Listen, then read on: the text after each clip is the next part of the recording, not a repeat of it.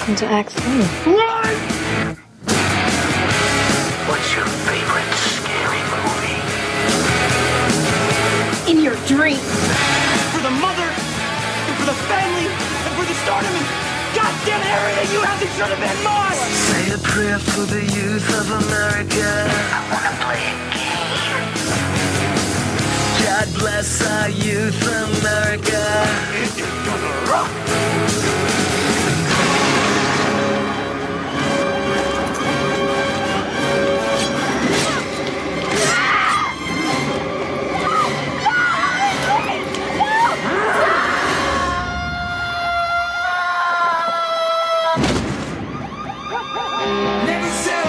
Hello, everybody. Welcome to episode 123 of the Alone in the Dark podcast, the Scream ranking episode. Maddie, what's going on, buddy? Mikey, we are here, the Scream ranking. Scream ranking, and we are joined, this is like a tradition now, we are joined absolutely. with our good guys, John and Jamie from the Horror Dads podcast. Guys, what's going on? Oh, Jamie just starting shit with Ghostface already while he's fist bumping. Guys, thank you for having us here. Honored. No worries, dude. We're always like to have you guys. It's just a pleasure, and we always have so fun with these ranking episodes. The last one was what, Halloween? Halloween. Yeah. Yes. And that was super Yeah. fun. Yeah, that was awesome. that was a blast. Oh, yeah, and then Friday it was the great. 13th. Hell yeah. We're gonna rank these films 7-1, right? Which is gonna be super fun, and we got some tricks up our sleeves and some fun things happening, so it's gonna be good. Couple things. Patreon. We have a Patreon, and we have a new thing going on where if you join our Patreon, you can be a part of the chat while we do our episodes. And we have the chat going right now. Nobody's in it, but hopefully we'll get some people joining us throughout the episode, which is going to be super fun. And we're doing sort of like we're doing a fun episode with you guys after this, right? For a bonus episode that we're going to share on our Patreon, and you're going to share on yours. So, Maddie, what are we doing? Oh, yeah. We are reading a portion of the script, the end of the original Scream 3 script. Yeah, and that's going to be conversation that we'll be talking about tonight once we get to Scream 3. But that's, a film that there was a kind of a big change at the end. And we're going to sort of talk about that tonight. And then on Patreon, we're gonna act out the screenplay together, right, That guys? is truly terrifying. It's going to be super fun. It's gonna rock. Jamie's going to do all of Parker Posey's parts in her voice he's been practicing. I love it. I practice She's every so evening. She's so funny. We're gonna get to her, but so guys, Scream. How were you guys introduced to Scream? Like, what was the first movie you saw, and like, what do you remember most? Before we get into the ranking, it'd be kind of fun to hear. I don't have a great story here, John. Yours is amazing. So, Do you want to do your lame one first, and then I'll do mine? I don't really. Well, do you remember the first one that you saw out of all? The first one was Scream, Yeah, the the first original. one. But I don't have a great story about it. I didn't see it in the theater. Was it like at a friend's house or something during that? It probably was. I don't like- even remember. Yeah. It was just like in a stage of my life when I just forget. Yeah. Right, Yeah. right. Yeah. I was all been awkward there. and weird and fuck it, I did not have that. So I was. Let's see. This came out 96 December though. 96, So yeah, 97 December, if you're watching it at home. Yeah, it was 97. So I was 10 when I saw this first time, and all my friends had seen it. Right. Right. And they're all like, "Dude, you gotta check it out." Poking me. Gotta check it out. Gotta check it out. And my mom was like, "All right, listen. I'm gonna watch it first. Then we're gonna watch it together if it's cool, right?" So my mom watches it first, comes into my room the next morning. She's like, "All right, this is gonna really destroy you, but here we go." It's before school. She's like, "I want you to watch the opening scene before Oh school." my gosh. Yeah. I'm 11, right? 10, 11 years old. Holy shit.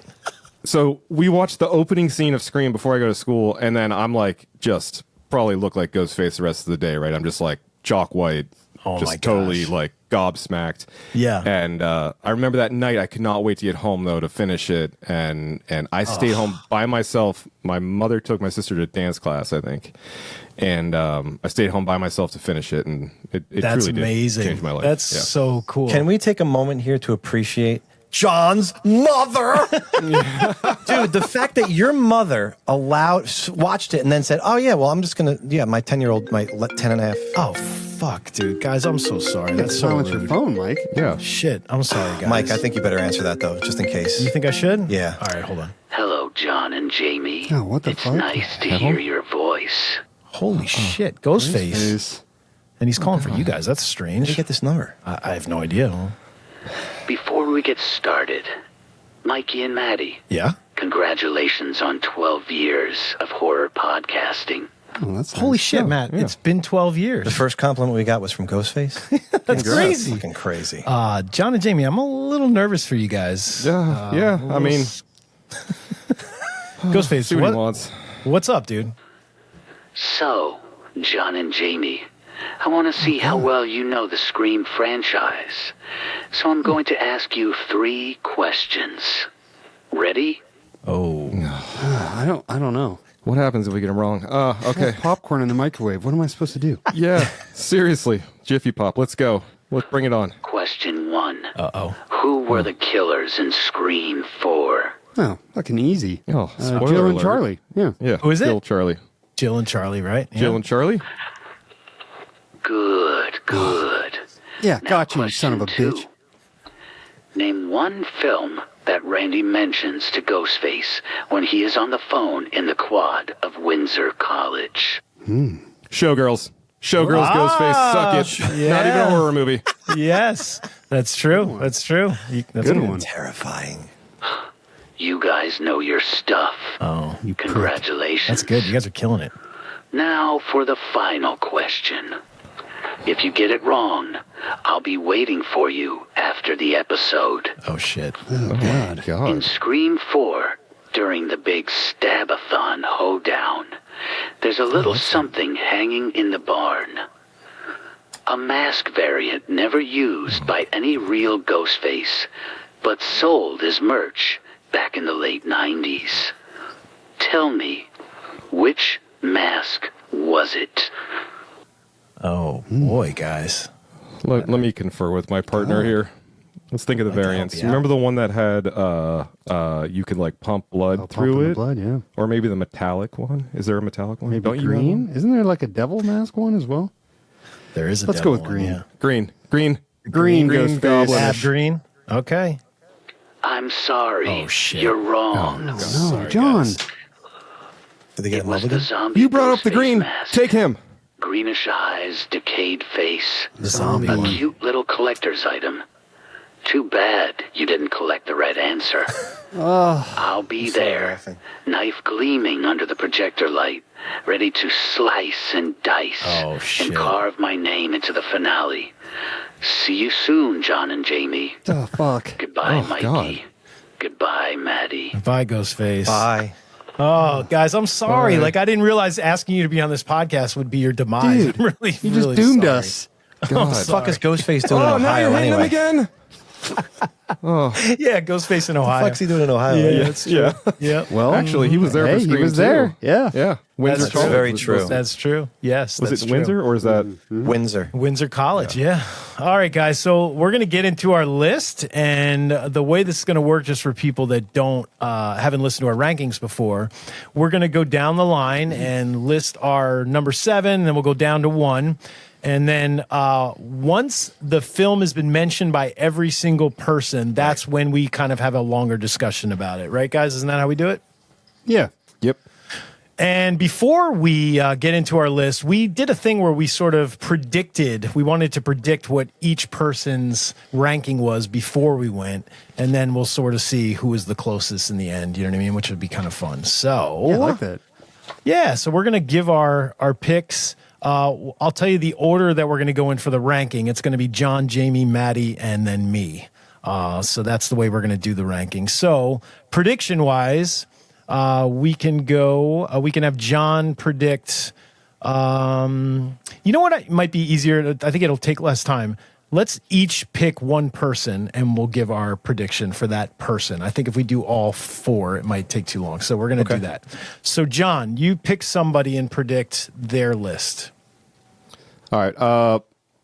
it would be unfair for me to pick Jamie because I'm pretty confident I know his. Okay. So, Mike, I'll go with you, man. How about we do this one? Okay, sounds good. All right. Mikey, I think... do you want me to go... Go 7-1? Yeah. Yeah. Okay. All right. So, least favorite down to favorite. I'm going to go 5 as least favorite for you. Okay. 6, Okay. 7, 3, 4, Yeah. 2, 1. Okay. That's my guess. All right. Cool. I'm not going to say anything. I don't want to. Do you have that down? Does he have it down? So we can check it afterwards and see how close it was? Do I have it down? it No. I have it written down. But he Good. has it written Perfect. Perfect. Yes, I got that on film. Don't mind if I do. Sprinkle in some right. lines here. All right, Jamie. So I guess you're probably going to predict Matt's then. We're going to go across. Yeah. We're going to do a crisscross applesauce here. So go ahead. What's Maddie's? What do you think Maddie's ranking is? Instead of going what I assumed would be too obvious, I'm going to try to mix it up. I'll probably be terribly wrong, Maddie, but here's what I'm going to go with. I'm going to go with 6, dead last. 4 at 6. Next up, number 7. Followed by part 5. Then part 3. Part 1. And part 2. Oh, shit. Interesting. Okay, so that's Maddie's guess from Jamie. Can I do Jamie? Yeah, you can do Jamie then. Sure. I'm going to do Jamie. Well, it's your turn, actually. All right, so I'll- you're going to predict John's. I'm going to do John's. I guess I'm being told what to do. So here we go. I'm doing John.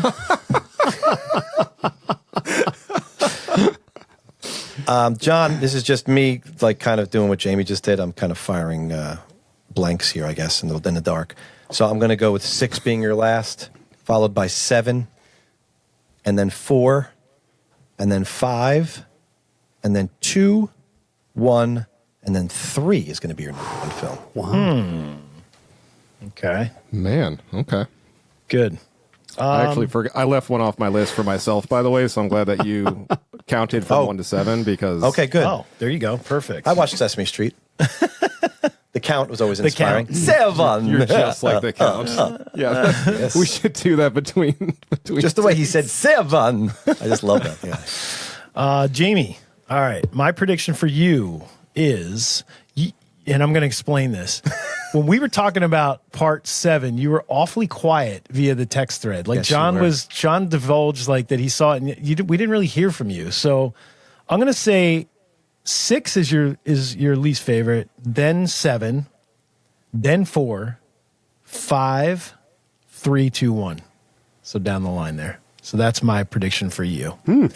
Okay. Very good. All right. So, guys, we are going to get into it now. We have John's going to be going first, and Matt's going to keep track, and we have a special thing, and I'll preview it here. Once we keep track of our rankings, we'll check in every once in a while, and on the screen will pop up a ranking tier so everyone can follow along and see where we're at as we get closer to 1, but that's kind of what we're going to be doing moving forward. So, John, your first pick, my friend, for number 7, your least favorite Scream movie.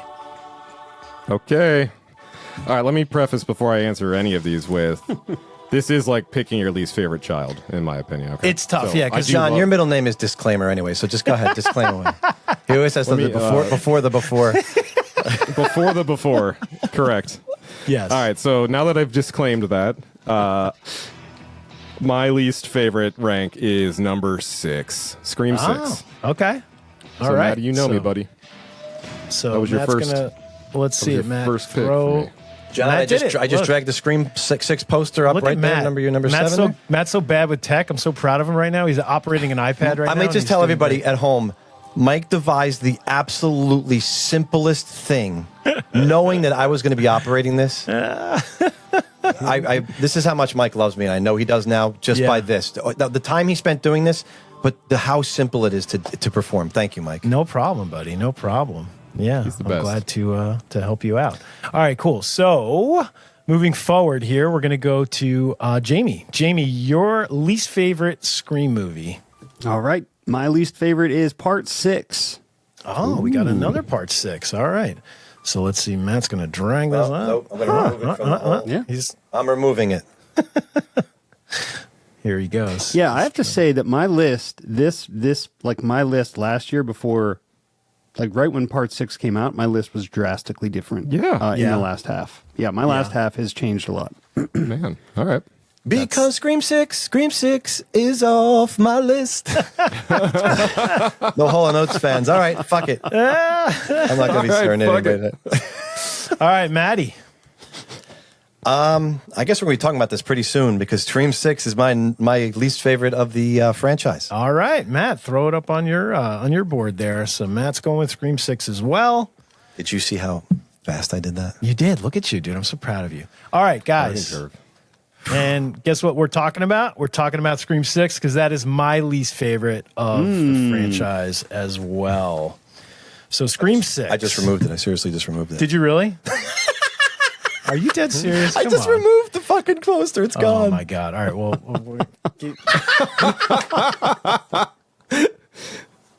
This is childproof. Anyone can do the this. simplest thing. Maddie, it's we okay, know which one buddy. it is. But listen, all the other ones are going to go on there, so we know which one it is. As you're fixing this, so 6. we have some bold statements to intersperse through these, right? Do we want to start with those or end with them on the It's film? not let me pull it. It's not let me pull it. but Matt, you gotta select it. Oh, I just select it. No. Now it's going to come. I moved Ghostface from you, Jamie, so you don't Dude, knock him over please, anymore. yeah. I'll just keep elbowing him. Well, he's Yes. fucking coming for you later anyway. Matt, that's 7, bud. No, it's not. It's Scream 6. This is 7 down here. This is 6. Oh, shit. I just dragged 5 to all of our fucking things. I'm gonna kill this guy right now. All right, put the 5s all back.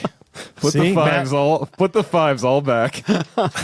It's like, Matt was like, look at me, I'm so proud. Look at what I did, guys. And he totally messed it up. I freaking love it. Well, anyway, it's going to stay in the episode because it's super fun. All right, Matt, you're going to throw, he doesn't even know his Scream posters, So there you go. We're going to watch this live. Let's bring this up so everybody can see Maddie I just removed fixing. another one, by the way. No, you didn't. No, I didn't.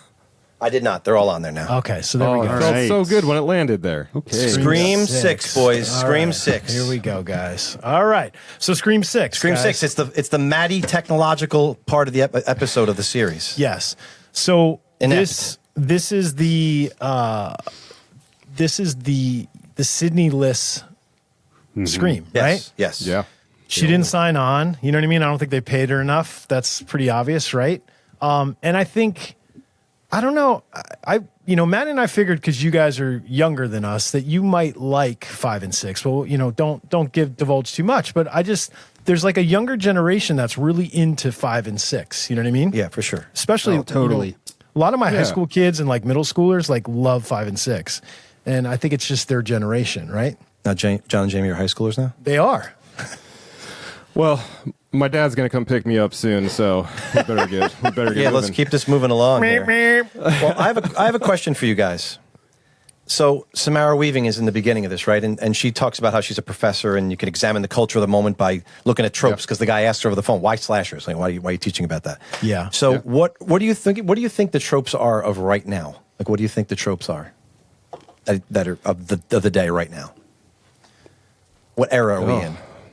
So I guess we're in the era of the 2020s, right? So I Yep. guess the tropes I would say that we see probably most would be, I think they're kind of more character driven than anything else, and making sure that there's some sort of representative nature of, and I don't think this is like prescriptive across all films, and I don't think all films do it the same. But the whole boy band ensemble thing of like, hey, you have to have the funny one, you have to have the smart one, you have to have the flirtatious one, you have to have this, you have to have that. So I think the tropes that you see when movies are not done well are the ones that do that too hard and too obviously, where it's like you're being instructed to understand why something's funny almost. It's like, hey, don't tell me to laugh. I'll laugh when it's funny. Right. So I think that's a big one currently. Yeah. If I had to pick one trope that has been kind of plaguing us the past few years, especially like in the last, not this year as much, but like the 2 years prior. I'd say like satanic cults, Okay. especially religious. You know, like we had First Omen, and then the Sydney Sweeney Immaculate. one. Immaculate. Yeah. And then we just had like all these. We even had that Alexandria Daddario movie where she was in a cult. Johnny Knoxville was her dad. Remember that fucking one? Oh yeah. That was a really bad movie. Yeah. Yeah. So I think we had a lot of those going. That's the trope that I would say was most notable for the past few years. Yeah. Cool. So where are you going with No, this? I just wanted to bring it to the times. Like, you know, Okay. she mentioned. Yeah. I thought it was very, you know, that's where this movie was, right? Into Yes. 2023. Right. She was talking about examining the culture of the moment. So I just wanted to kind of get the pulse. I mean, I was thinking of liminal horror, like the Skinamarink and those type of movies. Yes. Ooh, yeah. In addition to the thing that I most hate, Elevated, which is just a death knell of I just hate that word so much. Right. It's so pretentious, but you know, those kind of Yeah. like Heretic. I think of like a Heretic movie with Hugh Grant, you know, which I love. I love that movie a lot. And I hate that they call it elevated horror. It's just a really well-made, good horror movie, right? Yeah, it is. Yeah, it's like you're almost being penalized if you're being smart. You know? Yes. Yeah. Yes. I don't even know if elevated is a bad word. It's kind just of think like a it's- substitute for intelligent. Yeah, I know, but I just think it's elevate. Like we have to put that on top of a horror movie. Like horror movies aren't good enough by themselves, so they have to say elevated. You know what I'm right. saying? Right. Right. Yeah. They have to attach that to the beginning. Like so one of Scream our 6. characters in one of the Yeah. next How do you movies. guys feel about I feel like the New York angle of this movie could have been played up more. Like they filmed this where in Canada, I think, or something. It's definitely not New York. Right.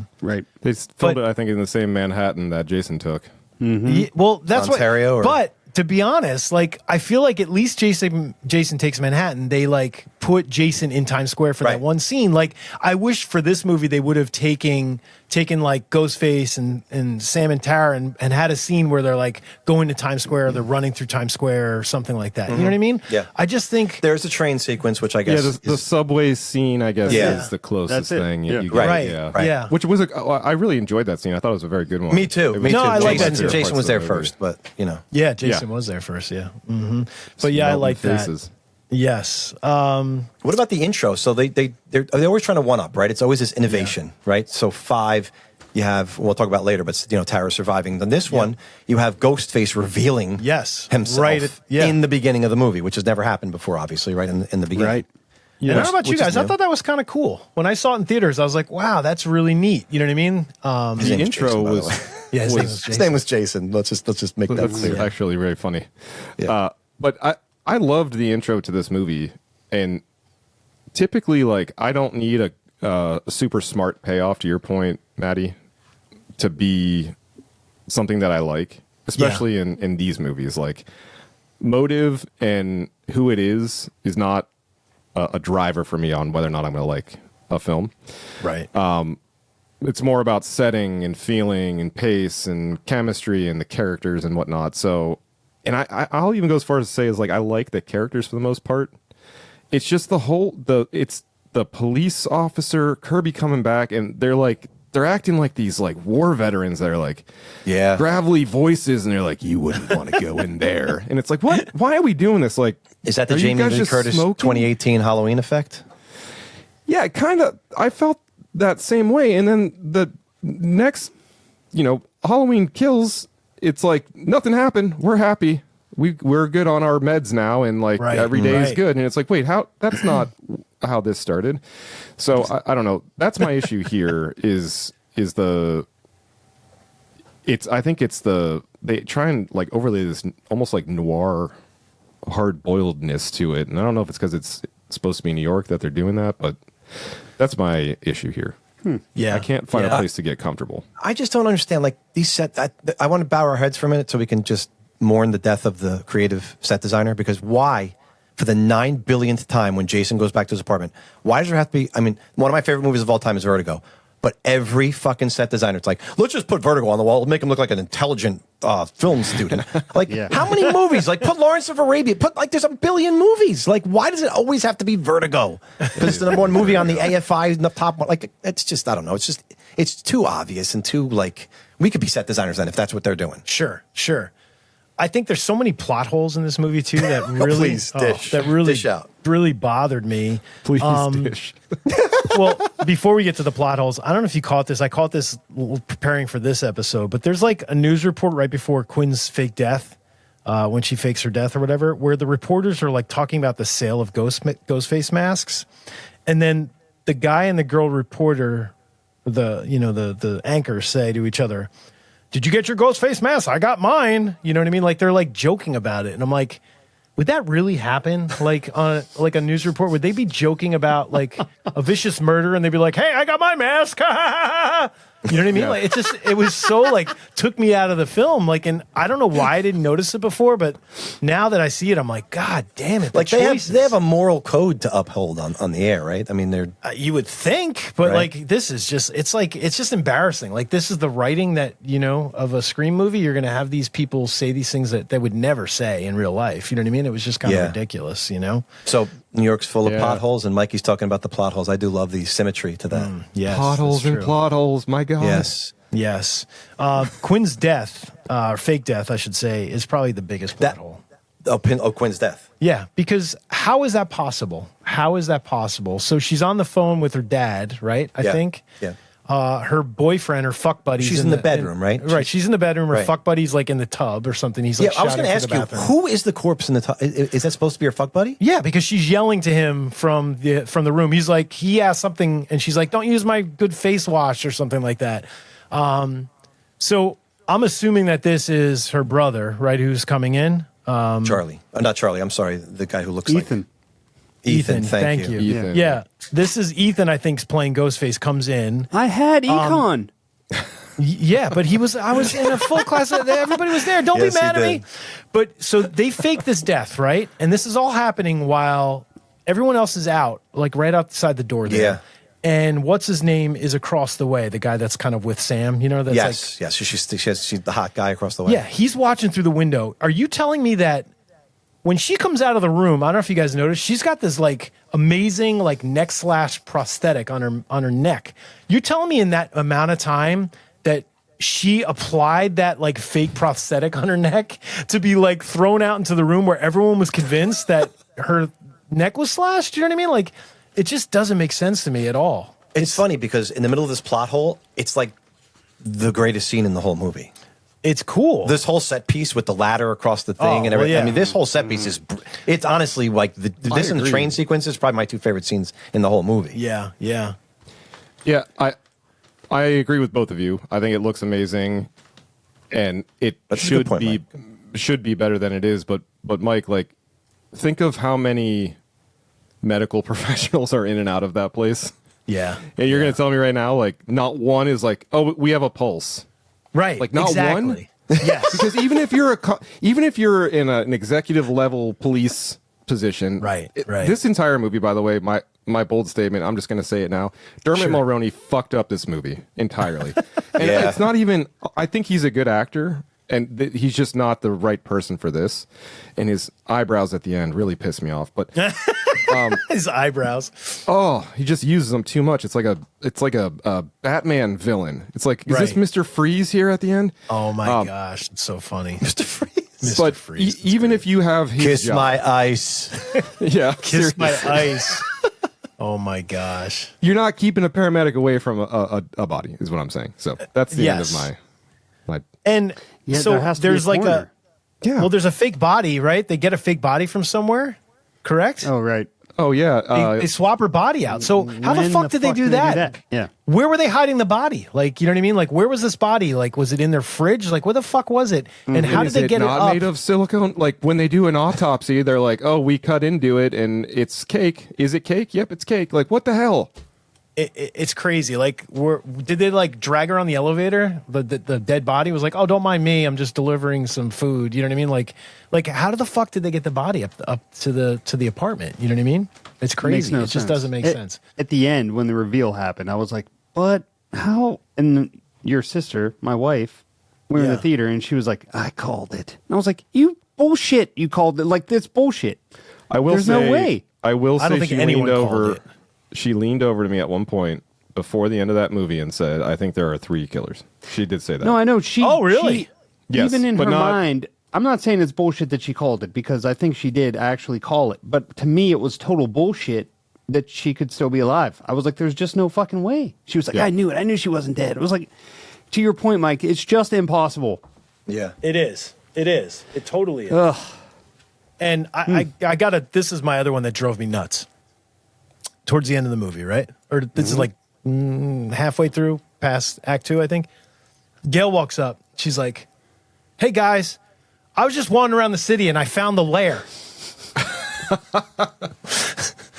Explain going that through to me. records or something, right? I don't know. She never Yeah. explains it. She's just like, "Yeah, I did good detective work and I found the lair." How the fuck did she find a lair? Can we talk about the shrine since you brought it Yeah, up? 'cause the Can we shrine's talk great. about the shrine? Yeah. So it's a fanboy's dream, right? To see this shrine. It makes no fucking sense. Yeah, How does Dermot Mulroney make enough money to rent a theater? You know what? How much fucking space costs in Manhattan? He rented this whole thing so that his son could have a shrine. No, let's talk about preposterousness. Yes. He had an I mean- OnlyFans. It was called Only Browse. And where it was Jamie, to just your point, different photos. no of his other, eyebrows. OnlyFans, no other cops. Every time he goes, "Hey, can I have that piece of it? Oh, can I have that one too?" Like no cop is going, "What the fuck are you collecting all this original Scream murder shit for?" Does anyone see that? Like on every murder scene, he's like, "No, I need that. mask, every- I gotta take that." Yeah, I mean, fucking it's so every bad. little fucking piece from the past you the have. TV, It's just the ridiculous. TV from Mocker House. What? Yeah. Yeah. This. It's cool. Notes Like as a and- fan, it's cool to see all that stuff, right? But it just doesn't make sense. It's just Ridiculous. crazy. Like, yeah. Yeah. When he explains it, I laughed. I laughed out loud. Did you really? Oh, I laughed. That's awesome. I mean, I love, to your point, John, I love suspending belief and not thinking too deep on this shit. This but one when didn't let you do when it. you look back, even if you're just not looking back, it is preposterous. Yeah. Hey, don't look It anywhere. really is. Yeah. So the other And- preposterous thing is, oh, go ahead, John. Finish your thought, Jamie. I'm sorry. I was just gonna say I wanted to really love this movie, and the first time I saw it, I just let myself get immersed by the subway scene and Yes. little By the things way, like that. Echoes of Maureen, what's her name? Maureen, the Jada Pinkett getting stabbed in public a little bit. A little echo of the part 2 there. Yeah. On the Yes, train. yeah, yeah. Oh yeah. Definitely. And I loved Chad and Mindy being back. Which let's not even get started on Chad. Yeah. The guy shouldn't even exist. But right. Oh, you don't like Chad? Well, no. How No, I many love times has Chad. he been killed? Oh, but this yeah, guy can we- shouldn't have survived part 5. I completely agree. And how many times he gets stabbed in this movie, I don't even know. It's But insane. it's a goodbye. He's saying goodbye to Tara in this movie. So why don't you just like? The I guy's get it. The fans Superman. like him. Yeah, Let I him mean, go. he's literally like, go, and the knives are like plunging in and out of him. Wait, do that again. Go. It looked like you were like doing like a shake weight or something, man. That was And great. by the way, when you have Ghostface down, you don't go and lift up a glass jar, like gumball machine, as high as you can and expose your fucking torso and go, now I'm going to kill you. Because, of course, the fucking knife's going to come up and stab you in the stomach again after the 900 other times he gets stabbed. Right. Yeah. That's right. It's just like, It's oh, no, I'm ridiculous. going to do that. Oh, It's man, so it's ridiculous. too much. Yeah. It's just too much. It is. The reveal is pathetic in this movie. Yeah. And you're Honestly, right, John. Dermot Mulroney's the reason. He's the reason. Yeah. Yeah. And my biggest fear is one day he hears about how much I hate him in this movie. He's gonna come after you. Because again, like the dude he's a good actor. He seems like he's a really nice guy. He's a good looking dude. He's great in rom-coms, but like maybe it's not even his fault. Maybe it's the editing. I don't know, but like his presence made this movie worse. Sad. Right. Yeah, I think he oversells it a little bit, especially at the end. Speaking of not dying, Yeah. he gets stabbed like 50 times, and he's like, "Thank you, thank you for not killing me." What? How are you not dead already? like what's her name? What's her name? Billy's daughter, Melissa Barrera. Sam. Sam stabs him like 30 times. Yes. And can we talk about the way Sam stabs? It's kind of badass, but It is. she's like fucking vicious, man. Yeah, She's man. just like, "Huh, ha, huh, yeah, huh, yeah, ha, huh." She's like all over the place. Well, I think they were prepping. Fucking flipping the knife and shit. Everybody like, was kung fu fighting. It's like a new New York City like workout routine. It's like the stab routine. Check it Bobby out. Blank or Billy Blanks or whatever. Tybo. Yeah, exactly. It's like Tybo, but it's like Stabbo or something. So you know? she was supposed to be the killer in Scream 7, I guess. Yeah. if they kept it they together. So I kept think her, they were yeah. probably setting up for like, oh, you Which I clearly hate. enjoyed this. I would more fucking than, hate that. It's like Halloween 4. But if you going look into at the 5, end of this movie, this movie is the end. Like she drops the mask on the road. It's over. Like you don't need more than this. It's a agree. perfect goodbye to her character for now, right? It is, yeah, it is. But Yeah. my bold statement was just simply, whatever the lamest reveal you could think of, still better than this one. Yeah, to your That's guys' true. point, It was Melissa a Brera dream. might have done us all a favor there. Yeah, I think so. Because as we get to it, This is the second highest rated movie on IMDb, by the way, Scream film. my Which second? Is that due to That's crazy. how recent and there's It not has enough to people be. that comment? It has to be, right? yeah, Yeah, we're But about what to about lose Still all of Alive, our though? list- What about collective that song? listeners. yeah. Also, to your One point, last the thing I younger- want to mention about the ridiculousness of this movie is Wayne tells Tara and Sam at the end that he's going to plant the masks, like to blame the murders on the girls, right? Yes, yes. Dude, they've been wearing the fucking masks the whole fucking time. Like, doesn't he know that like DNA stays on shit like that? Like, is he like the biggest fucking idiot detective like that He exists is. to be like, yeah, we're gonna plant the masks on you. We've been wearing them, but we're gonna put them on you now. Like, he's a fucking idiot, dude. He's Makes insane. no sense at all. That's I bad have writing. I have there. one last thing I have to say. Yeah. Some things are just better left in the past, like Kirby. Yeah, Oh, Kirby's okay. character. Like I was glad she was back, but I It was hated cool what to they see did her. with her. Yeah. It's like, Well- again, have you been just like ripping cigs in the alleyway and fucking like what? Where does she disappear to in that third act? Where the fuck is she?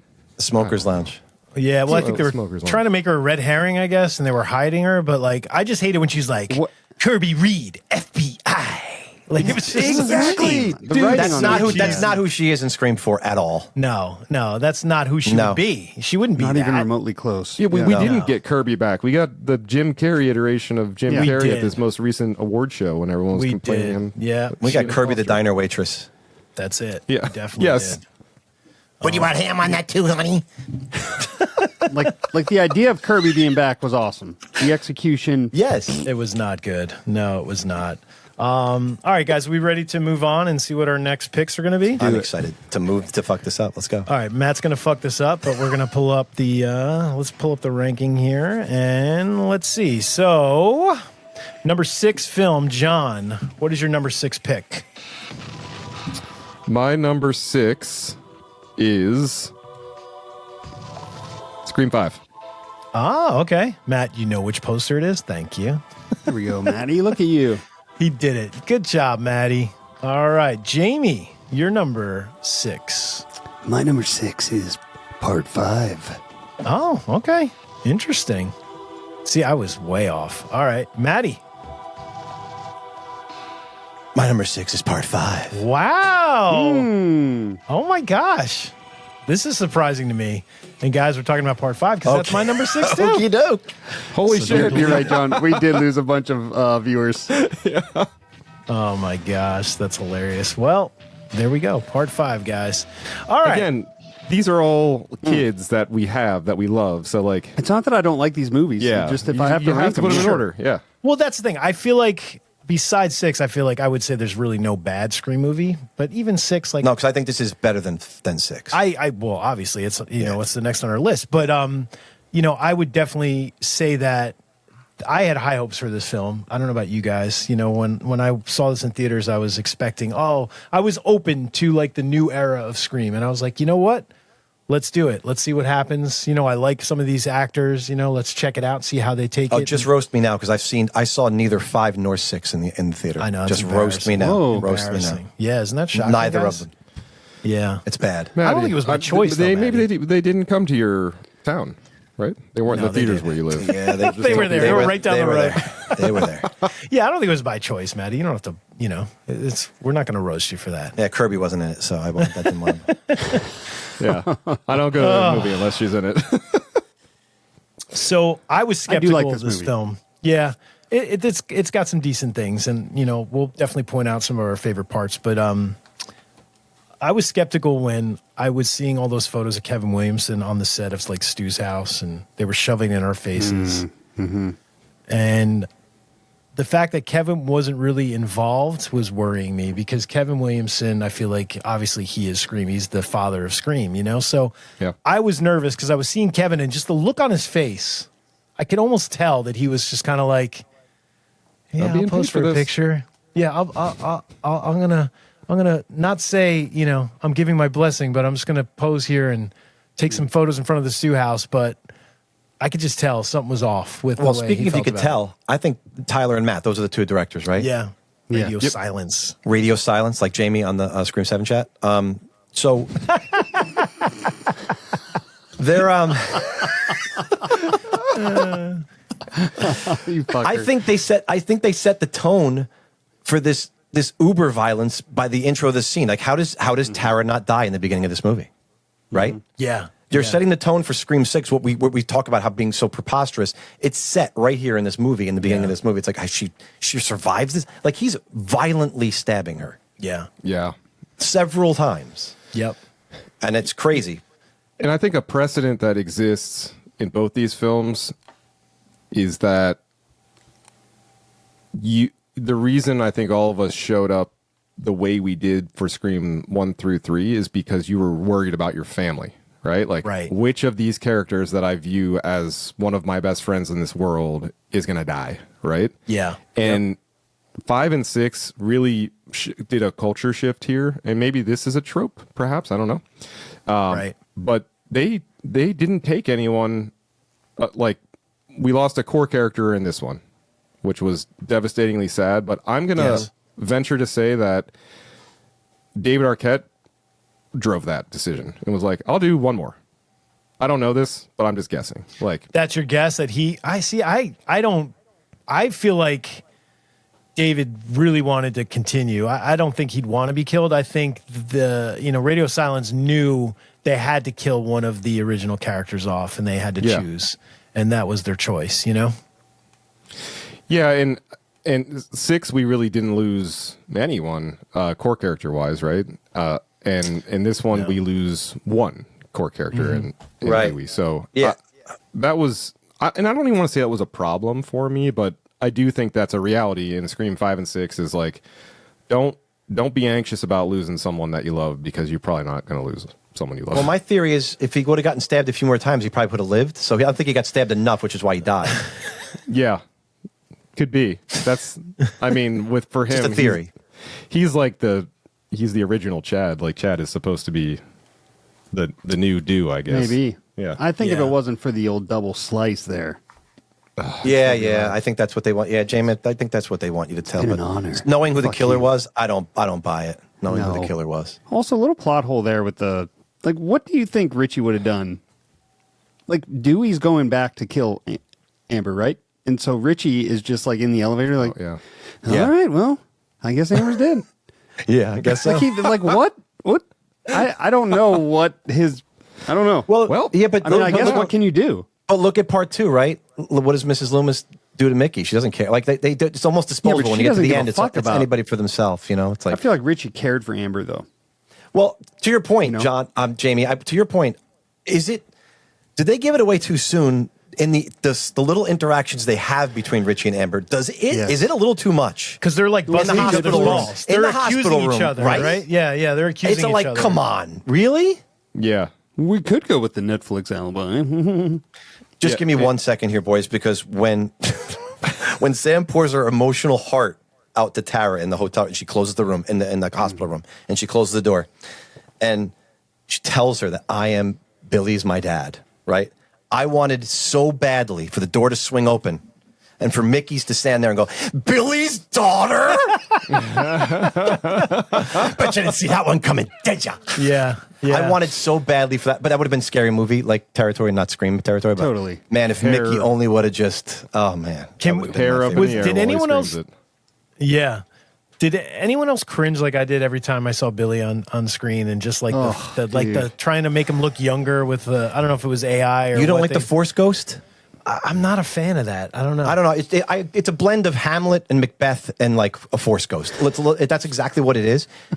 Do you see what like you just keep? That's what happens in Shakespeare in Macbeth, like the tragedies when it's the guilt, right, or something. But this, I don't know why they went that. But that after a while, it doesn't really bother me as much. I don't know why. Yeah, I don't know. For me, it was a hard watch every time he popped up on screen. It just like the first time it was. I have to admit. You're right. It was just so like it just almost made me laugh a little bit. I don't know, John and Jamie, what did you think when you first saw that when Billy popped up? Yeah, I agree. I think I said like, oh, it's Billy. It's Billy. You know, it's like it's cool that he's here, but what the fuck? I don't think I felt anything honestly. Like this was the one for sure. I was just so happy to have it back where I went in totally willing to give concessions on everything. Yeah.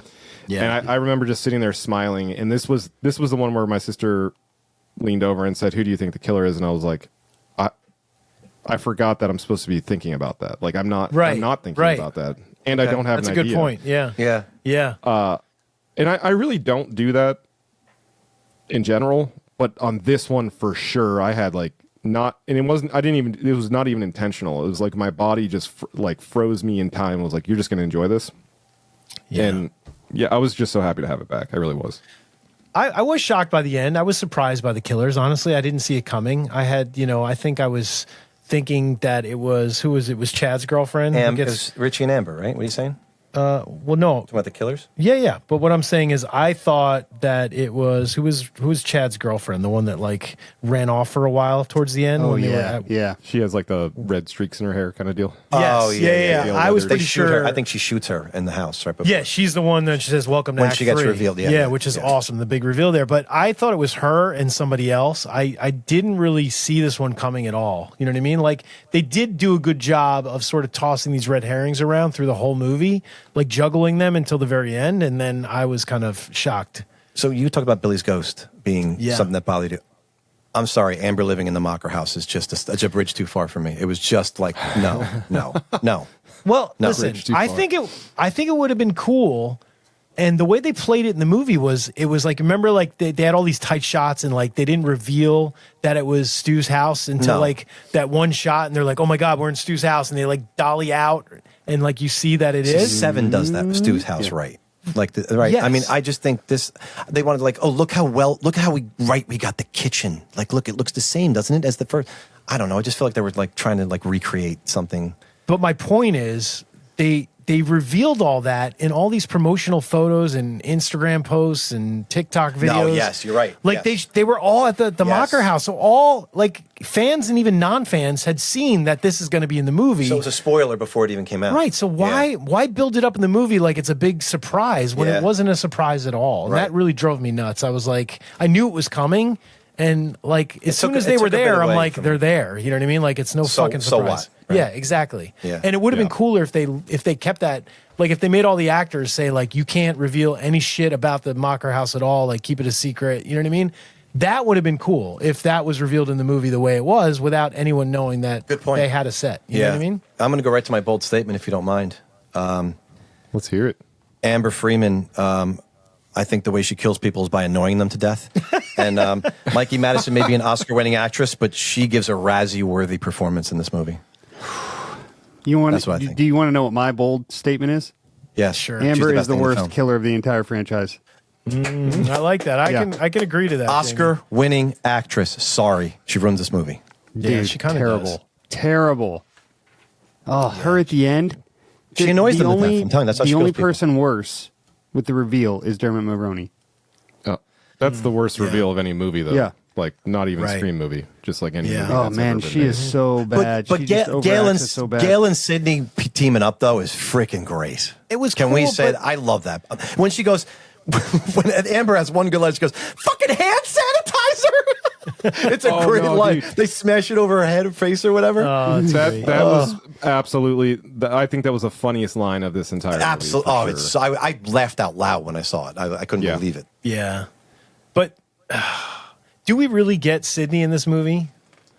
My bold statement for this movie is it's not really Sydney. It's like Sydney's there to like kind of be their support, but it's not fight or Sydney. This is just Sydney like trying to keep keep the girls safe somehow, but not really fighting Ghostface. You know what I mean? Like, it's not like true fighter Sydney. It's just like some other version of Sydney that's kind of like washed down. You know what I mean? Yeah. I don't know. She My, didn't my have a lot of opinion is use. that I feel like that's what it was supposed to be, was her handing the reins over to Sarah. Yeah, that's her kind of lame. giving it away. I think that was the old requel, which I'm so glad that trope is that's another trope, Maddie, was like the requel thing. Was annoying. The legacy sequels. Just sort of like let's have the original characters in there just kind of as a ad lib, A token. to, like, hand off to the other. Yeah, Correct. And that's Yeah, what yeah, this yeah. was for sure. Yeah. And thank God So- that's not a thing. I do. Good kills in this one though. But Yeah, even there are some good kills. what pissed me off about this is they give us Gale back in this movie, and she has regressed into her form from Scream, the original Scream. So it's like there's no way she's this, not even still this person, but this like no- person again. No growth. Because it's like, oh, you're not even still this person because you grew out of this already.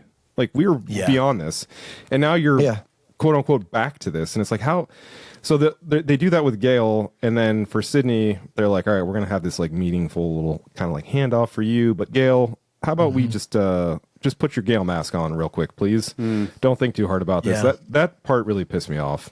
Yeah.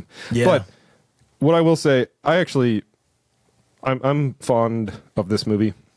It's a good movie. And It is a good movie. My bold just a lot of statement flaws. is this was one of my top 5 theater going experiences for me in my Okay. life, I'd say. And it's because of Mike, that popcorn bucket you have in front of you, man. That was the first time I Yeah. busted that thing out. Like Jamie and I walk in, I was like, "Can you fill my head?" I hand it over, and I still bring it to every movie I go to now. That's so funny. I just I was like so glad refuse to have put this back. popcorn in this thing. Like I don't know. Does yours like? Is it hard to clean? Like Well, I did So find hard, it in dude. the dishwasher one time. My wife set it in there. Luckily, she didn't run it. I was talking to her like I talked to my kids. I was like, Brittany, you cannot. She's like, okay, fuck, I didn't know. It's just a goddamn popcorn bucket. What was it, Yeah. $5? I was like, this was Yeah. $40. yeah, and dude, that would have the dishwater would have melted the shit out of that, dude. It would have been like a crazy molded ghost face or something like that. You know what I would I have mean? been so Yeah. sad. That would have But- sucked. Yeah. It is a pain, but nice. Yeah. I think for me, guys, wrapping this movie up, it's, it was a fun theater movie for me. You saw it twice, right, in the theater? I think I did, yeah, because I Yeah. went with my son Yeah. after I saw it initially. It was fun, you know what I mean? I wasn't crazy about, the cast, I don't know. I'm just not like connected to this cast. It's just to shove like a brand new cast of all young kids. In this movie specifically, it didn't work for me. You know what I mean? It just didn't work. I like Chad in this movie a lot. Actually, I like his character. Right. I don't know about the whole they're Randy's nephew and niece. I think that's kind of stupid too. It's but kind of forced in there. It's forced. Yeah. I mean, whatever. Yeah. I do Who's think the- that scene when Chad's with his girlfriend and she's like, all right, I think I'm ready. Let's go upstairs. And then he's like, I just don't know if you're not the kill. Right. That whole setup. Yeah, that was great. That dude. scene, that was really good. That was is, the moment yeah. I think where I was like, all right, I'm here. I like this character. And He I was do. the most relatable character, I feel like, out of that whole cast. You know what I mean? Like he definitely played it really well, and his acting's really good. And He to has good Jamie's chops. point, they needed to pass the baton from Randy I to get his it. niece, I guess, I to get explain the rules and everything. So, but it's that's just what they shoved did, in our you know. face. You know what I mean? It is. Yeah, and I feel like I think they wasted a huge red herring. The guy who was the guy that was like stalking Chad's girlfriend or whatever? Oh, the dude in the beginning. Yeah. our buddy, Oh, Kyle Gallner. Kyle Gallner, yeah. I love that scene. That was such a waste. Like, Stu's why nephew didn't or they? something? Oh yeah, it was supposed to be Stu's nephew, but like they never like called attention to that Wait, he at all in is? the movie. Yeah. Really? Yeah. I didn't even. You're revealing missed something that I that. didn't know. I think in the original screenplay, that's like if you look up his name, I think that his last name is Mocker or something like that. But what's crazy is, don't you think we should have kept him around longer just to like, he's such a good red herring. You know what I mean? Like, why Yeah. wouldn't you keep him around longer to like just play with him a little bit? You know what I mean? And then kill him like before the third act or something like So, that. Mike, let me ask you. Let me just put a button on this here. So, the fact that you knew about the Mocker House beforehand and everything, and then he really didn't deliver on that. Can we say that they kind of cabin boyed that a little bit? Is that accurate? They did You cabin could say boy the that. shit out of it. Did they do it, John and Jamie? Did they cabin boy that sucker? John, I should ask you Yeah, I think they specifically, did. I guess, but Just wait till our next episode of the Cabin Cast. Yeah. Okay. You guys are gonna love it. It's cabin boy only. Did you guys I notice? was just trying to find the a way to fit that into the episode somewhere. So That's it. Did you guys notice I the love it. continuity error? The big time continuity Oh, God. error. He's been talking about I this won't for let a it go. month. I just will never let it go. And right, now that we're please. here, I have to talk about it. It's right after Wes and Judy's kill. Yeah. They're at the house. They're in front of the house talking. Great scene, by the way. Sam's there. Yep, great scene. One of the best kill scenes. And then it's like broad daylight. It's like fucking 4 p.m. there. Yeah. Then they're like, all right, we got to get to the hospital. Well, my sister's in trouble. So they drive there. Deputy Dewey and Sam. Yep. Pitch fucking black by the time they get there. I don't know how far across town this hospital is. Right. And then they're back at the hospital. Like after the death, they're back at the hospital.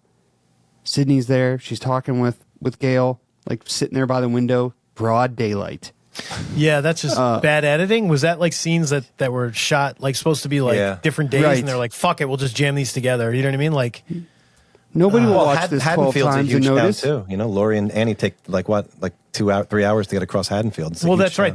town. They're talking right about Ben Tramer, and then all of a Yes. sudden it's like nighttime. it's like mid morning, mid after, like it's like 2 o'clock or something when Yeah. we go to the hardware store, and then suddenly it's dark by the time It's they dark, get to their yeah, babysitting so house. It's like, maybe The that's it, longest man. joint on earth. Yeah. yeah, that's it. To be My fair, yeah, I think they were just stoned driving around in circles. They couldn't find Yeah, the house. they didn't realize they were. That's but they very were. true. Yeah, it could Very be true. But Excellent. yeah, to All right, wrap guys. this up, 6 Yeah. and 5, I feel like the radio silence focused a little too hard. It was like forced nostalgia. Would be my summary on. I those. like that.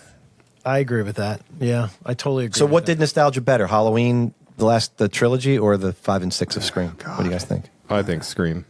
I'm going to say Scream still, yeah, but Okay. just not great execution.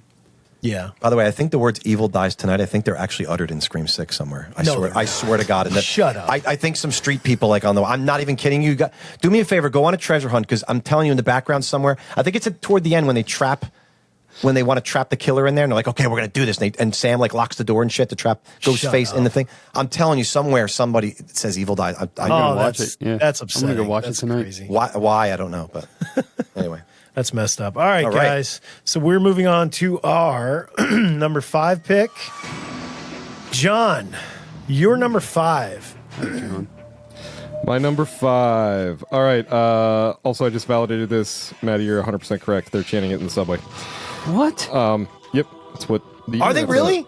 Yeah, that's what it says. Oh, it's in the subway. They're doing it. Yep. That's Yep. where it is. The subway. That's All right, my crazy. number 5. My number 5. Sorry to take us off the rails there. So my number okay. 5 is Scream 4.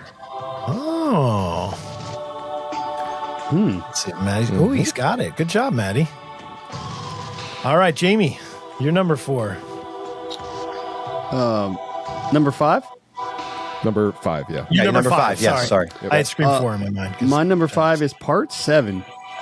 Oh, see, we were right. That bastard didn't text us back, and now I know why. That Wait a minute. bastard. It's not his bottom. It's not his bottom, but it's up there. My number 5 is also Scream 7. Fuck, Maddie. I can't podcast with you anymore. I just removed it. No, you didn't. Yeah, I did. Are you going to add it again? All right. I have enough, so. My number 4, John, you and me. Number 5. My number 5, sorry. Is Scream 4. Yeah. John and I are going to podcast now. We're gonna fire There you go. our co-host. Jamie, me and you, buddy. Hell yeah. We're just going to swap. Podcast swap. All right, Yeah. guys. So we cannot. So Matt's adding 7 back in because he messed up. All right, there you go, Matt. Good job. All right, so we have to keep moving, right? What are you doing? Yep. To number 4 now, right? Now we're to our number 4. Yes. So go ahead, John. All right. My number 4 is Scream 7. Okay. All right. My number 4 is Part 4. Oh, shit. Wow. Maddie? My number 4 is Part 4. Oh, look at us, Maddie. All right. So we can talk about Part 4 officially, right? No accounting for taste, James. Should I give my pick though before we talk about it? Or no? Do we talk about it first? Oh, we can actually talk about Scream 4 now, right? Yeah, we can. Yep, because we got it. Oh, all. are you not going to give your pick? Wow. I don't know. Should I or should I not? I think I should just do it because Do it. I do too. My number 4 is Scream 7. Okay. Yeah, because we can talk about both. I assumed. Yeah, We can. Yep. All right. So let's talk about. I guess we'll talk about Scream 4 first. Yeah, let's do that. All right, sounds good. Scream 4, guys. All right, I got All right. a real simple way to sum this one up for my reaction Okay. to it.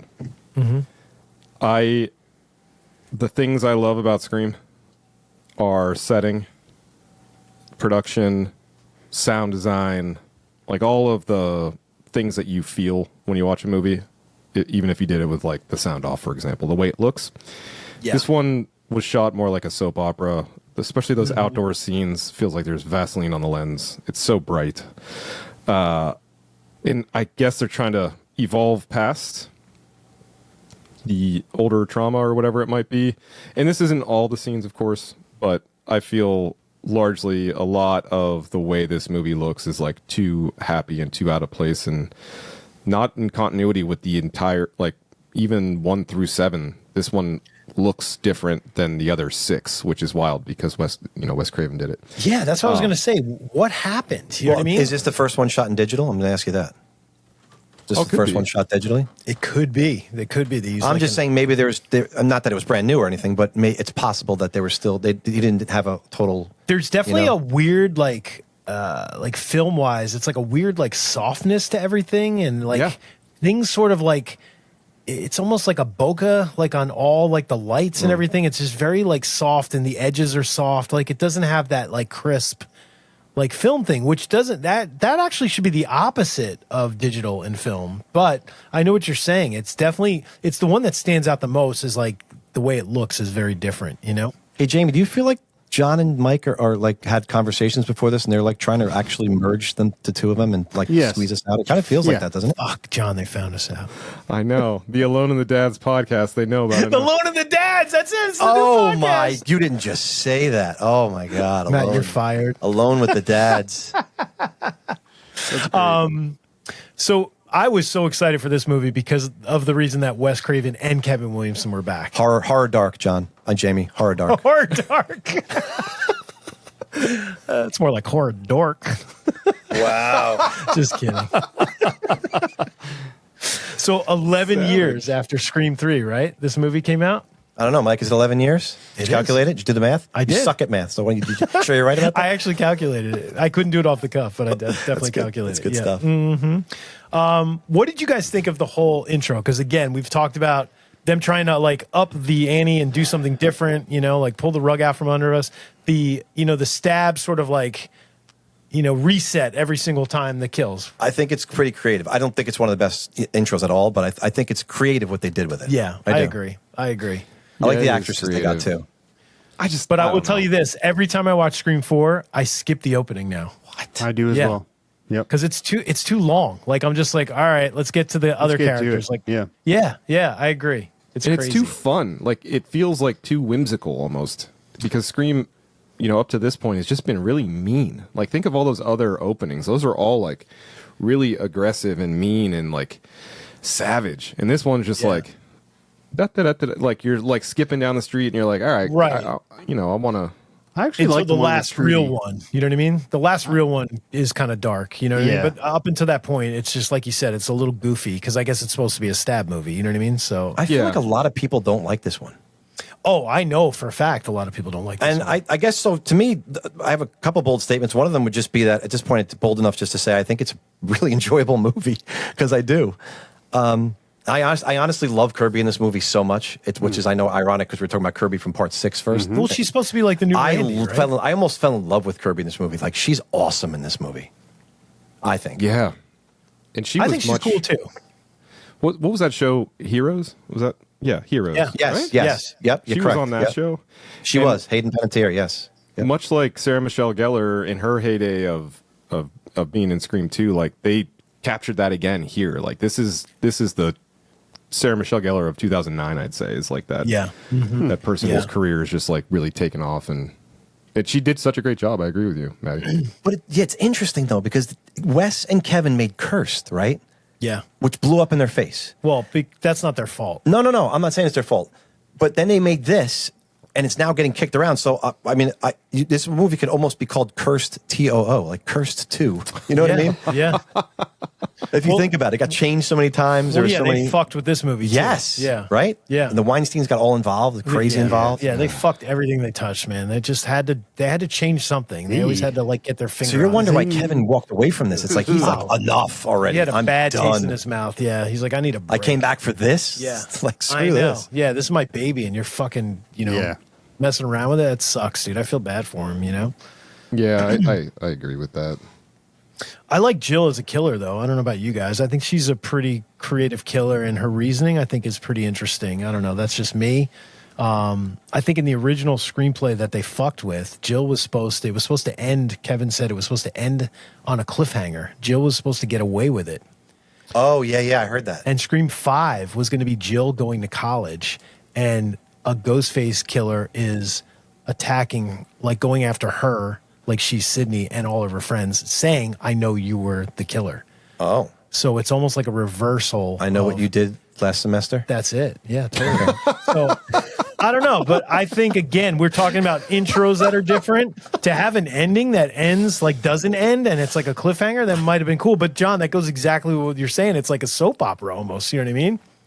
Yeah, and then the other thing, because there are a lot of things I actually do like about this movie, but let's get off my chest what I don't like. That, in addition to what is it, Anthony Anderson and that other dude that was on the OC Adam Brody. or whatever. Adam Brody, yes. Yeah. From the OC. And it's not that I dislike those guys. I think they're great actors. And isn't Anthony Anderson also in fucking the remake or the Town That Dreaded Sundown reboot thing? Yeah. He's also in a Scary Movie, Lone isn't he? Wolf.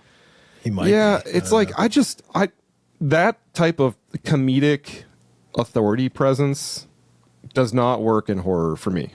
Well, it's like Especially- Halloween 5 with the bumbling cops, right? It's Dude, like the similar. same Yeah. thing, and they It's even the have their honking own horn. tune. Yeah. Oh God, Yeah. Yeah. I can't get behind that, and I don't know. They should have had him playing Crazy Eights in the car or something. Slapjacks, whatever they're playing in Halloween 5. Weren't they doing something? They're really slapjacks. They're hitting. Weren't they hitting? Yeah, no, in Halloween 5, but Yeah. they were doing, I guess they were just talking. Anthony Anderson's instant death. I know they talk about how medically accurate it is if somebody gets stabbed in the head, but it looks ridiculous. Yeah. He's like a freak dance. He's like, it's like There's fucking a Chaplin. second dance He turns for into Maddie. Charlie Chaplin outside the car. we're gonna have some good gifts that result from this. Maddie doing different Yeah, dances. I know. It's all But dude, too. Olivia's death scene though is you tell me that's not a callback to the original Nightmare on Elm Street? Brutal, It's man. not like Glenn's. So it's like Glenn's good. death. The gore's all over the wall. It's amazing. It's almost like, it's funny, like it's like pre-Terrifier. You know what I mean? And when I think of that one scene, that bedroom scene too. the bedroom scene in Yeah. 2, yeah, it's very much like the amount of blood that's all over the bed and all over the walls. But that kill is fucking clever, man. It is amazing. It's cool because they're on the phone with Ghostface, Yes. right? And then he and says, they think it's in her closet. yeah, and he Yes. says, I didn't say your closet. And that's Exactly. fucking, he just busts through. That's fucking cool, man. It I is, thought, man. I thought it was That's great. such a good Probably scene. one of the high points. To your point too, Maddie, like that's about the characters here and connecting with them more so than in 5 and 6. Like when they're across the street or across, the house over watching Shaun of the Dead in bed Yes, together, and they're yeah, laughing yeah. and stuff. Like I love that. Felt so much like high school for me. And that's the kind of stuff, that's just what you do with your friends, right? Like you're sitting there, you're playing a video game or you're watching a movie for the 50th time in your living room, sitting there laughing about like these characters were much more relatable. And that scene is super. Yeah, I just felt it Super really well connected to the Nightmare on Elm Street. Like it really connected to Wes's past. It was like a nostalgia scene, but very much in disguise as something new and cool. Yep. But can we talk about the set designers again? Sure. Here's a 17-year-old girl, Jill. Okay, this is 2011. So maybe I don't know, Bruno Mars posters, Taylor Swift. She's got a Joshua Tree poster from U2 from 1987. Why? Who is dressing this girl's room? There's no fucking way Jill is a U2 fan. And if she wasn't listening to the Joshua Tree from 1987. We have the answer to this. Do you remember You have an when you answer? got your when you got your iPhone and U2 was on it and you couldn't take it off. Oh yeah, when they forced it on everybody. Yes. It was probably Songs of Innocence or whatever. They forced it into the movie. Yeah, They signed were like, an agreement with Paramount. They said one of our posters has to be in every fucking movie for the next 10 years. Oh my gosh, that's ridiculous. I look at the things like this, like things like that really bother me. I think I might say I hyper focus on it, but I think it's a good point that I hyper focus on it. Yes, Jamie, it is. Give us that trivia question. We would have been screwed, Jamie. Yeah, that's it. What about, how do you guys feel? Because we didn't really talk about this too much when we talked about part 5, but I feel like this is the last true like Dewey movie. Like Dewey is playing Dewey in this movie. It's like he's grown up. He's like the new sheriff, and he's still kind of goofy and like, he's not super confident. Yeah. In part 5, we didn't talk about it, but it's like a different person. Like it's not Dewey at all. It's like some like badass guy that's like, drunk and like it's just not my Dewey. You know what I mean? And I feel like this is the last Dewey. You know what I mean? This is Gail's amazing in this movie. Yeah, Gail's great because she's fucking relentless. Her lines in this movie, like when she's talking to Charlie, and she goes, "She's Daniel Radcliffe to my J.K. Rowling," and he goes, "Yeah, well, without the book sales in the box office." Like just the way the repartee between her and Charlie, even when they bring her in, but they also have to bring Sydney. Like that's the whole thing. They want Sydney really, not her. She is so like bitter and just like funny in this movie. But in that the best scene where way. they're at the barn and she has the mask on and she's dancing with her thumbs out. Oh my God, it's so funny. Yes, and she's doing like the thumbs up. She's like, where's this circle jerk going to take place? Oh, that's great. That's great. So and then she's also like, if you do this, I'll come speak to your little film club or whatever. They're like, cool. Can you get Sydney?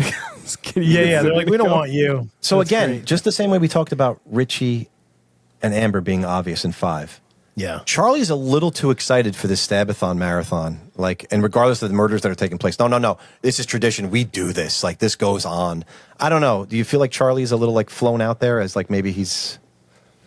I don't know, because I kind of feel like I was really close to. I graduated college in 2009, so shortly prior to this movie coming out. So I was still kind of in that mode in my life, because all through college, like, we didn't have Stabathon, of course, but like, we had shitty horror movie Thursday every week at our apartment, right? And that's where everyone would come and we'd do like. So that was a pretty relatable character for me at the time this came out, at least. But watching it in retrospect, I like him. I wonder if they spoiled. I wonder if people could guess it's him. Yeah, but that's his thing. Like the whole they started Stabathon, so it makes sense why you would be excited for it. You know what I mean? Like that didn't bother me. He's killing people, and you're gonna have a crowd of people, victims that are just waiting. Some in Scream costumes. Yeah, walking around. It just doesn't seem like it's very sensible. That he still want to have it because hey, he's ready to kill again. So obviously he wants to have victims or whatever. Yep. And Gail being obviously one of them. Sure. Yeah. No, I could. See what about that. Judy? By the way, like Judy in this movie? Judy. She's all right. Her lemon squares. You know what I mean? Like. Oh, Judy. Oh, Officer. Yes. Yeah, but I would be cheating on my dad. Oh, that's honestly one of my favorite exchanges when she looks at him and she says, like, "You're not cheating on your wife if you eat my lemon square."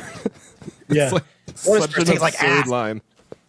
You know what part I loved her in was when she's in the hallway upstairs with Sydney. Yes. And she's like really creepy. She's in the dark? Yeah. Yes. Like that was cool because I was like, oh, fuck. She doesn't know who she is. She's like, I went to Woodsboro High with you. You know what I mean? Like they're setting her up as red herring. They were setting her up, but it was a good red herring. It really was. Yeah, it was good. It's great. And then they kind of like, I feel like they set up these red herrings and then they're like gone like really quick. And you're like, God damn it. You know what I mean? Like I really thought. I want to know how Kevin Smith got his claws into the Scream franchise. I know he worked with the Weinsteins. Okay, cameo in Scream 3 at the studio tour. Yeah. Him and Silent Bob. Now there's a Clerk shot, a clear shot of a Clerk's poster or a video cassette in Charlie's.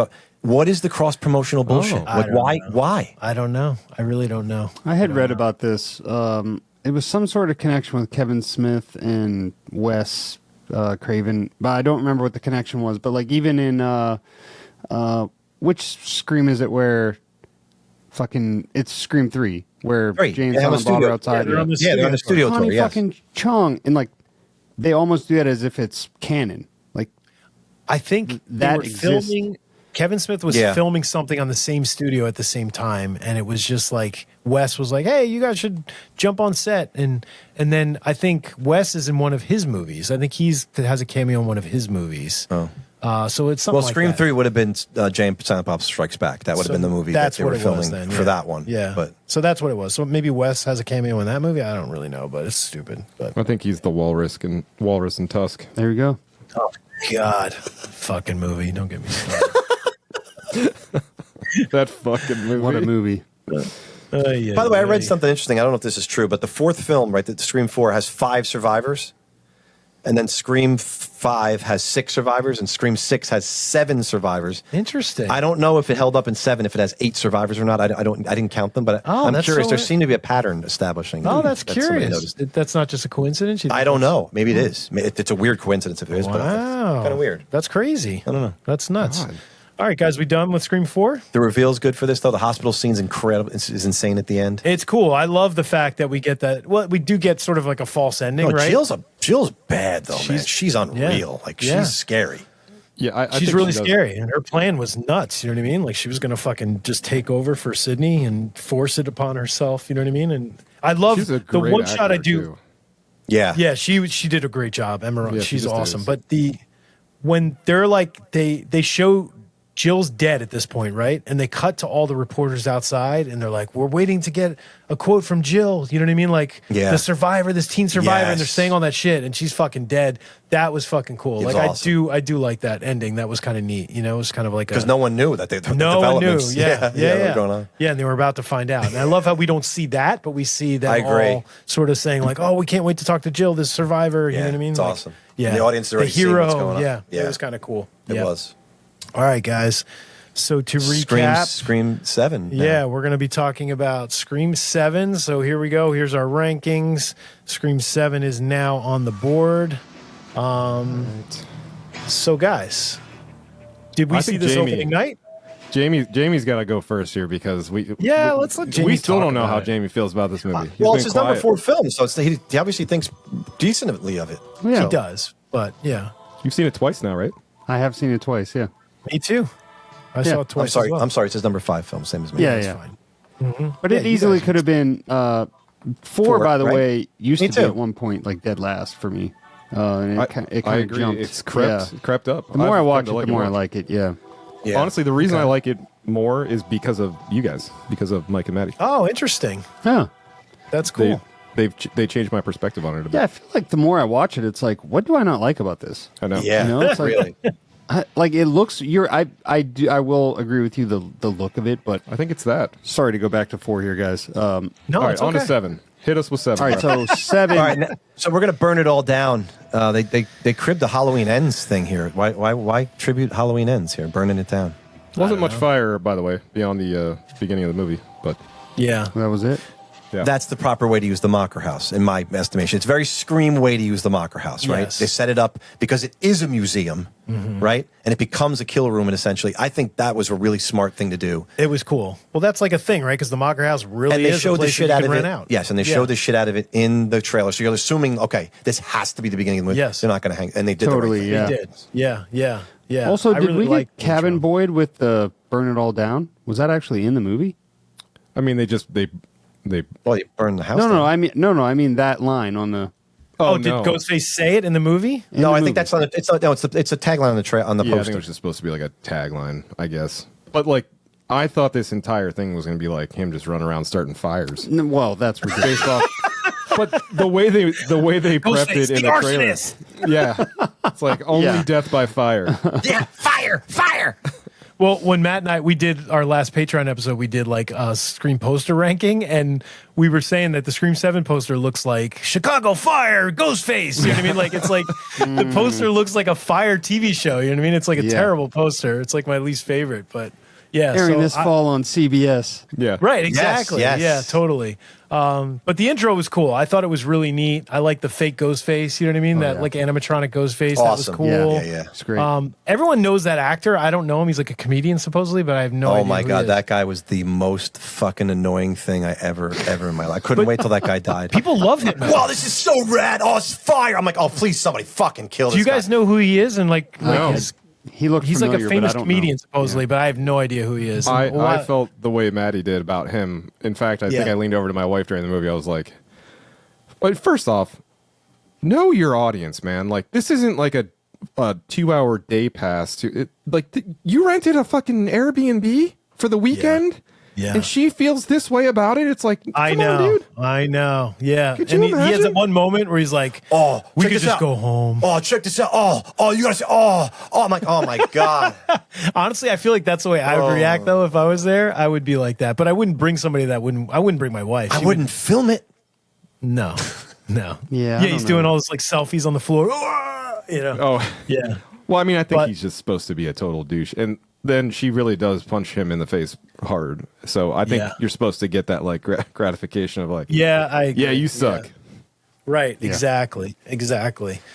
So Kevin Williamson directs the first time, right? Yes. In the And he director's writes. chair. He's a co-writer. And he's a co-writer. I'm psyched I about think that. loosely, because if you look at the writing of this movie in a whole, it's good, but it's not like, there's no lines in here that are like, oh my God, that was like awesome. Or I just didn't feel that way writing wise. Like, oh my God, I was so blown away by it. Right. It was good. It tells a story. It moves the story forward. I like it. Yeah. But I was so much more impressed with his callbacks in the filmmaking of the way he filmed this movie. Yes. Yes. Like, I thought the scene with, I know you loved it, you were smiling the whole time, when they play Gus's Don't Fear the Reaper, and it's yeah. the exact, they didn't need to use the dialogue too, man. Come on. It was too much. Yeah. The song's enough. Now you gotta have them saying the same thing that billions, it was too much for me. See, I And a love stuffed animal too. Well, Stuffed he was Come animal. on, supposed to.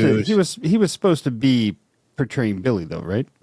Yeah. Yeah. Wait, Yeah. So it's, I was fine. They were with it. recreating Scream 1? Like that, did I miss something? No, they weren't recreating it. They're like, hey, let's create Scream 1 right now. And he did they was say that? he was creating Stab One, basically. Stab You know what I mean? One, Like, yeah. He was like he was even like, does, like, coming the- into her window knowing that her mom was Sydney, and he was just like, I'm gonna do this. It's like fun. You know what I mean? Like, The song gave me nostalgia. The rest of it, I was like, okay. see, I loved it. I loved that. I thought it was great. I'm with you on loved- that, Mike. I was good with it. I was fine with it. I think the I love the- filming was good though. Like The nods to My Bloody Valentine are just absolutely brilliant. By the way, Mike and I talk about this all the time. Mike lived in this apartment next to his parents' house. Kevin Williamson in like 98, somewhere around there, in Entertainment Weekly, had this thing where he talks about his biggest influences of movies. He has Don't Kevin Look Boy. Now in there with Donald Sutherland and Julie Christie. He has My Bloody Valentine. Yep. And he has a couple other movies on there. And we talk about this. As soon as we walked out of there, like, Mike, it's that freaking little thing. Because Mike had it hanging on his wall. He thought so highly because he loved Kevin Williamson. And we did so much. But he put it on his wall like, Maddie, these are the movies that we have to find. Because Right. Kevin says they're like his things that Yeah, inspired him. it's like his Bible. and Yeah. it comes full circle in this movie. He does, and it's fucking cool. It's Yeah. amazing. Not only the kill, the beard, the bar taps, which is Sylvia in the shower scene, the way the water comes out of her mouth, and the beer. It's I don't know if you guys so did. You guys phenomenally catch filmed. that? That was so My Bloody Valentine. I don't know if you realize Yeah. that. It was like it was Yeah. brilliant. But then I when didn't it even turns, think about that, honestly. oh my I god, did, dude! just simply Go back and because watch of- My Bloody Valentine. It's incredible callback. I watched My Bloody Valentine like 9 times before going to see this movie because February 14th was just Yes, of a course. few weeks ago, right? So Yep. yeah, I was And definitely then My Bloody it's Valentine. beautiful.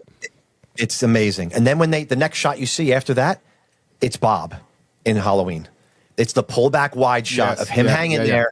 And it's the two shot, and it's unbelievably brilliant. It's juxtaposed because Bob was on the left, but now the victim is on the right, Yeah. and the killer's on. It's phenomenal. Just the way he constructed that to be a tribute, but in his own way, it was absolutely brilliant. I got was one more cheering for you. inside.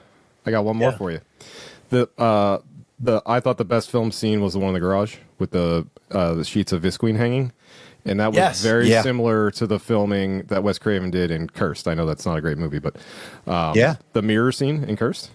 Yes. Yes. It's like that, and it's very like I Know What You Did Last Summer too, Yep. with the Shivers department store with all the kind of covered yeah. mannequins and Yeah, stuff yeah. like that. It's kind of Yep, similar yep. to that too, Yep, which is yep. kind of cool. But the other My Bloody Valentine thing that I don't know if you guys caught. The shadow. No, it's the whole the thing sort of about leading up to like, is Stu alive or not? Like, we don't know. We can't find his body. Oh, like the Harvey, what's his name? The killer in My Bloody Valentine. My Bloody Right. Valentine, when they're calling that, the what's his name? I can't remember his Yeah, name. Harvey Danger. I want to It's say not that's Harvey that Danger. band. No. Minor But yeah, 49er. Harry Warden. Harry Warden. Harry Warden, They're thank you. calling the hospital where Harry's, and they're like, we can't find the records. They file. fucking say that in this movie too. They're like, we can't find the records on Yes. Stu. And I was like, holy shit, dude, that's fucking My Bloody Valentine too. It's fucking cool as hell. Yeah. Yeah, it's clever. And the callback, and it's so Halloween. The shadow when he's following her when they're in the middle of the town, Yes. and she's calling out for everybody the same way Jamie Lee Curtis can't get anybody. Like the one guy turns the light on, but then turns it off. She's screaming, "Help me, help!" and no one's helping her. It's like she's in the middle of this town, and there's probably people around her, or if there isn't, but she's just. It's By such herself, a cool yeah. callback, man. And what about when the girls are like at the beginning of the movie? The girls are like walking down the street, and then Tatum's boyfriend pulls up in the car. Dude, that scene reminded me so much of like Halloween. It's the most Halloween movie of the Scream franchise by far. Just them walking and talking and stuff and having a Oh, conversation. when the three of them are together, yeah, no, Yeah. entirely, yes. Oh, it's I loved cool. that. The setting in this is of all of the films, I think my Yeah. favorite setting. Like I'll fucking Awesome wherever sets. this So is, I'm cool. moving. I'll move there tonight. Like Yeah, I am yeah. there. This I feels think- like a I think it's Georgia. I think this is Georgia again. I think they moved back to Georgia. See, I can't move there. But Yeah.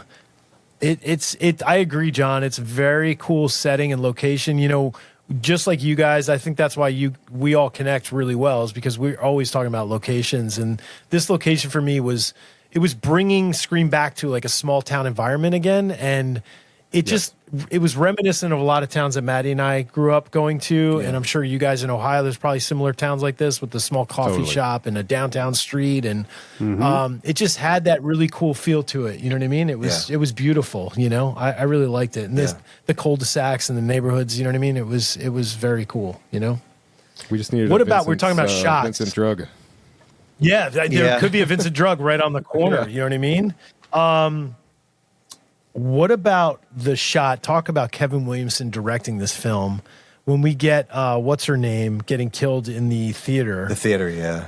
that fucking shot of McKenna Grace, her character Hannah, right, hanging from the fucking thing From the back of the stage, backlit. right? Yes. yeah, and it's backlit. gorgeous. Gorgeous. Dude, Horrible. I was like, holy shit! Like, They spent all day getting that shot. that probably. it was fucking gorgeous, Yeah, it man. really was. But Awesome that shot. whole Yeah, it sequence was was incredible. really cool too. You know, And it was, I thought that it was really soon, clever. Like we're not. It was I mean, right we're towards the like beginning, 15 yeah. minutes into the movie when that happened. So Well, she was talking about having a party like Yes. I know. 2 minutes ago. She's like, I "Yeah, was I'm gonna getting have a party excited. tonight." And I was like, "Oh, there's gonna be a scene at a party. Ghostface is gonna go to the party, Yeah. and there's fucking Yeah. no party. The There's party's no gone. party. No, there's no party. Nope. Holy shit! Let's batten down the hatches at the coffee shop. Yeah, and then to go from that, they go home, and fucking Ghostface is in the fucking house. You know what I mean? I was like, "Holy shit!" they're That going- scene in the walls, man, is something Holy else. shit, Ghostface comes out from the fucking ceiling. I was like, holy shit, Yeah. we're going there already? We just got fucking Ghostface like 2 minutes ago. It was Scene like, on the wall, it was like you're right. boom, boom. So it was tense. really, really well paced. You know what I mean? It was cool. I Yeah, thought the it was pacing cool. was awesome, and the wall scene is cool. But also, like your panic room connects. Like somebody could just bust through the wall and go into your panic room. Like what the Yeah, I fuck know. is that? I know, it's more hidden than Panic. Yeah. What's with that one guy that gets that creep that they have a shot of, and doesn't he get like unmasked early on in the film, like midway through or something? Well, yeah, Gail smacks him with the car and they take the mask off. What the hell is that though? Well- What does that work into the narrative? I'm just wondering. Well, the three killers work together. You know what I mean? They all met in this hospital. So don't know. that's where that comes from. Chad and Mindy are, you have to admit, they're wasted. They're absolutely waste products in this movie. Yeah, I don't know about you guys, but as soon as Waste products. I They're, was they're like- the Kirby's of part 6. What are they doing in this movie? I was like, why are they here? Why? They Why? are there for PR purposes entirely, I would say. Because You know what they Kevin were in Williamson was such- going, okay, so they did that to my legacy characters. Fuck them. I'm going to see what they do with the pretty new characters. Fuck them. That's what they're going to get. Nothing. Yeah, my biggest ambition is to be Gail's shadow. Yeah, that's what I want. Really? That doesn't make any sense. Mindy, you wanted more than that. Come on, you were way higher than that. Yeah, That is weird. I think they were shoehorned in because they had to be due to the collapse of what this movie was intended initially to be. Fans were so pissed. People were talking about boycotting. Everyone's excited that because if you stop and think about it, like there was a lot of shit talk around even Melissa Barrera's character before this happened. Like people didn't Yeah. like her. I liked her, quite frankly. Yeah. I thought she did a nice job, and I think she's a good actor. But I would say the general population had some so people were really showing up for Chad and Mindy. And plus, I think after you have a character like Chad that's been stabbed a gazillion times, like to not use him at this point is almost a disservice to that character's story. It is, So- but why make them like? I don't they're- disagree. they're I don't think they were yeah. used properly.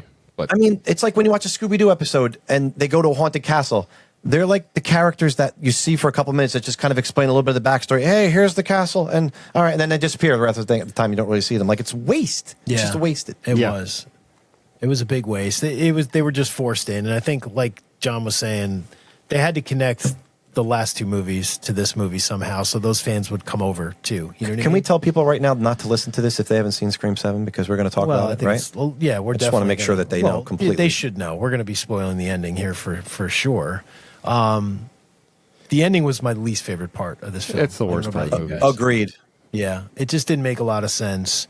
I can tell you, you know, guys, I'm a huge fan of like alternate scripts and endings and stuff, and I do know the alternate ending of this film. There's actually two. But what's her name? Anna Camp? Anna Camp's character is what the fuck is her name? Jessica. Odin, or yeah. Yeah, the neighbor. Initially, when she was in the hospital, she talked to Ethan Embry and that other dude. That guy, that the Gale guy that- smashes? Yeah, that guy that got killed Midway right through? at the beginning. Yeah. She told them that she was Randy's sister, and she wanted revenge on Sydney and her family because her brother was killed.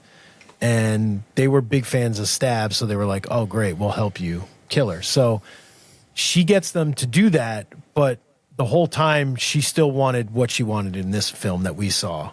So after she gets there and she's with like I guess, I don't know if the other guy survived, but Ethan Embry was definitely there. She reveals that that was all a lie.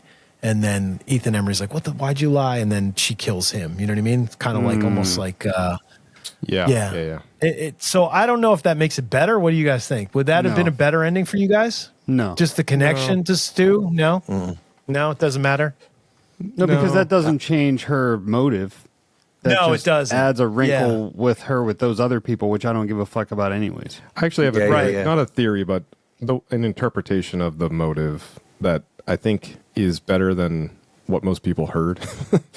Yeah. And I'm not trying to Yeah, I make like this, your interpretation, John. It makes more sense because she doesn't. I think that they rush the reveal. They rush like the explanation, Yeah. and they don't explain it enough. It's just kind of like you're scratching your head, like what the fuck just happened? And I wish you why? would have been in the theater with me and Mike. Go Mike ahead, John. Mike was shushing me so bad. I spilled into the lobby after this movie. Oh, he was so loud, And I guys. just started going up. What the fuck was that reveal? He What was did she yelling. want? What did she want? She killed her own son because he was annoying. What the fuck? You don't kill your kid. Like this I went was off. Thursday night, like the opening No night one's had before seen it Friday, and people were coming Mike in. goes, Maddie. I'm like, Matt, Maddie, you gotta stop. shut up. I'm like, Matt, there's people coming in, dude. If you ruin it for somebody, I'm like, Yeah. And I finally, I Mike, you don't understand. You don't understand. but finally, I got into his head. I'm like, Matt, imagine if that was you and we were coming in and I went, somebody "You're yelled right." to kill her, and you were like, all right. And You're then right. then he shut I was up. like, you're right. You're right. But it was bad. But from beginning to end, I was smiling through this whole movie. It was like such a fun movie for me, and I think that's why I love it so much. Well, let's talk about the last big thing we really didn't talk about, which is Stu, right? Yeah, the I mean, Stu, yeah, connection. I am personally glad. I don't know where you guys stand on this, but I'm personally glad that he wasn't alive. Honestly, more than anything. I am very glad that was the case. I Jamie, would where- have preferred him to not be in there. Not being there at all. at all. Yeah, So if they were I gonna- don't like the way I didn't like the AI aspect. If he's Okay. if his presence is the way that it is, and you have to choose, it's the way it was and it was AI, or he was real, which would you pick? I guess is the question. Yeah. Like he's in it, and what you saw, but suspend reality and say, but the outcome is that it wasn't AI, it was real. Like where do you fall on that? I don't know. I don't know. Because the Jamie thing goes, is well- like it's well, if they cool. killed- No, it's like the Billy thing. In Well, it's like five. Chad. It's like Well, it's if Chad cool gets that he's stabbed here, but 85 it was times, then cringy. Stu- Yeah.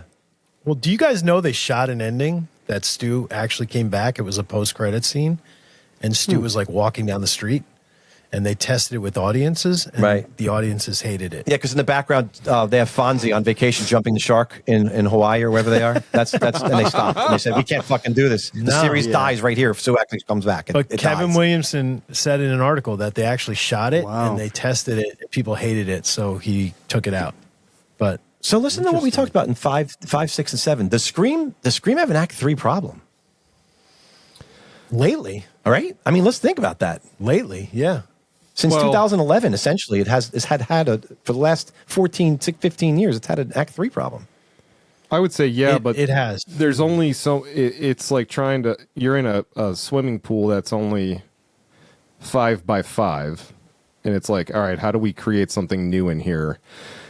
I need to create a new stroke, and it's like, well, you don't have any space. Like this you can do one stroke, And there's What already is it? 6 other people in here swimming. Yeah, and to so your- I think to your it's point, just Mike. I guess it doesn't.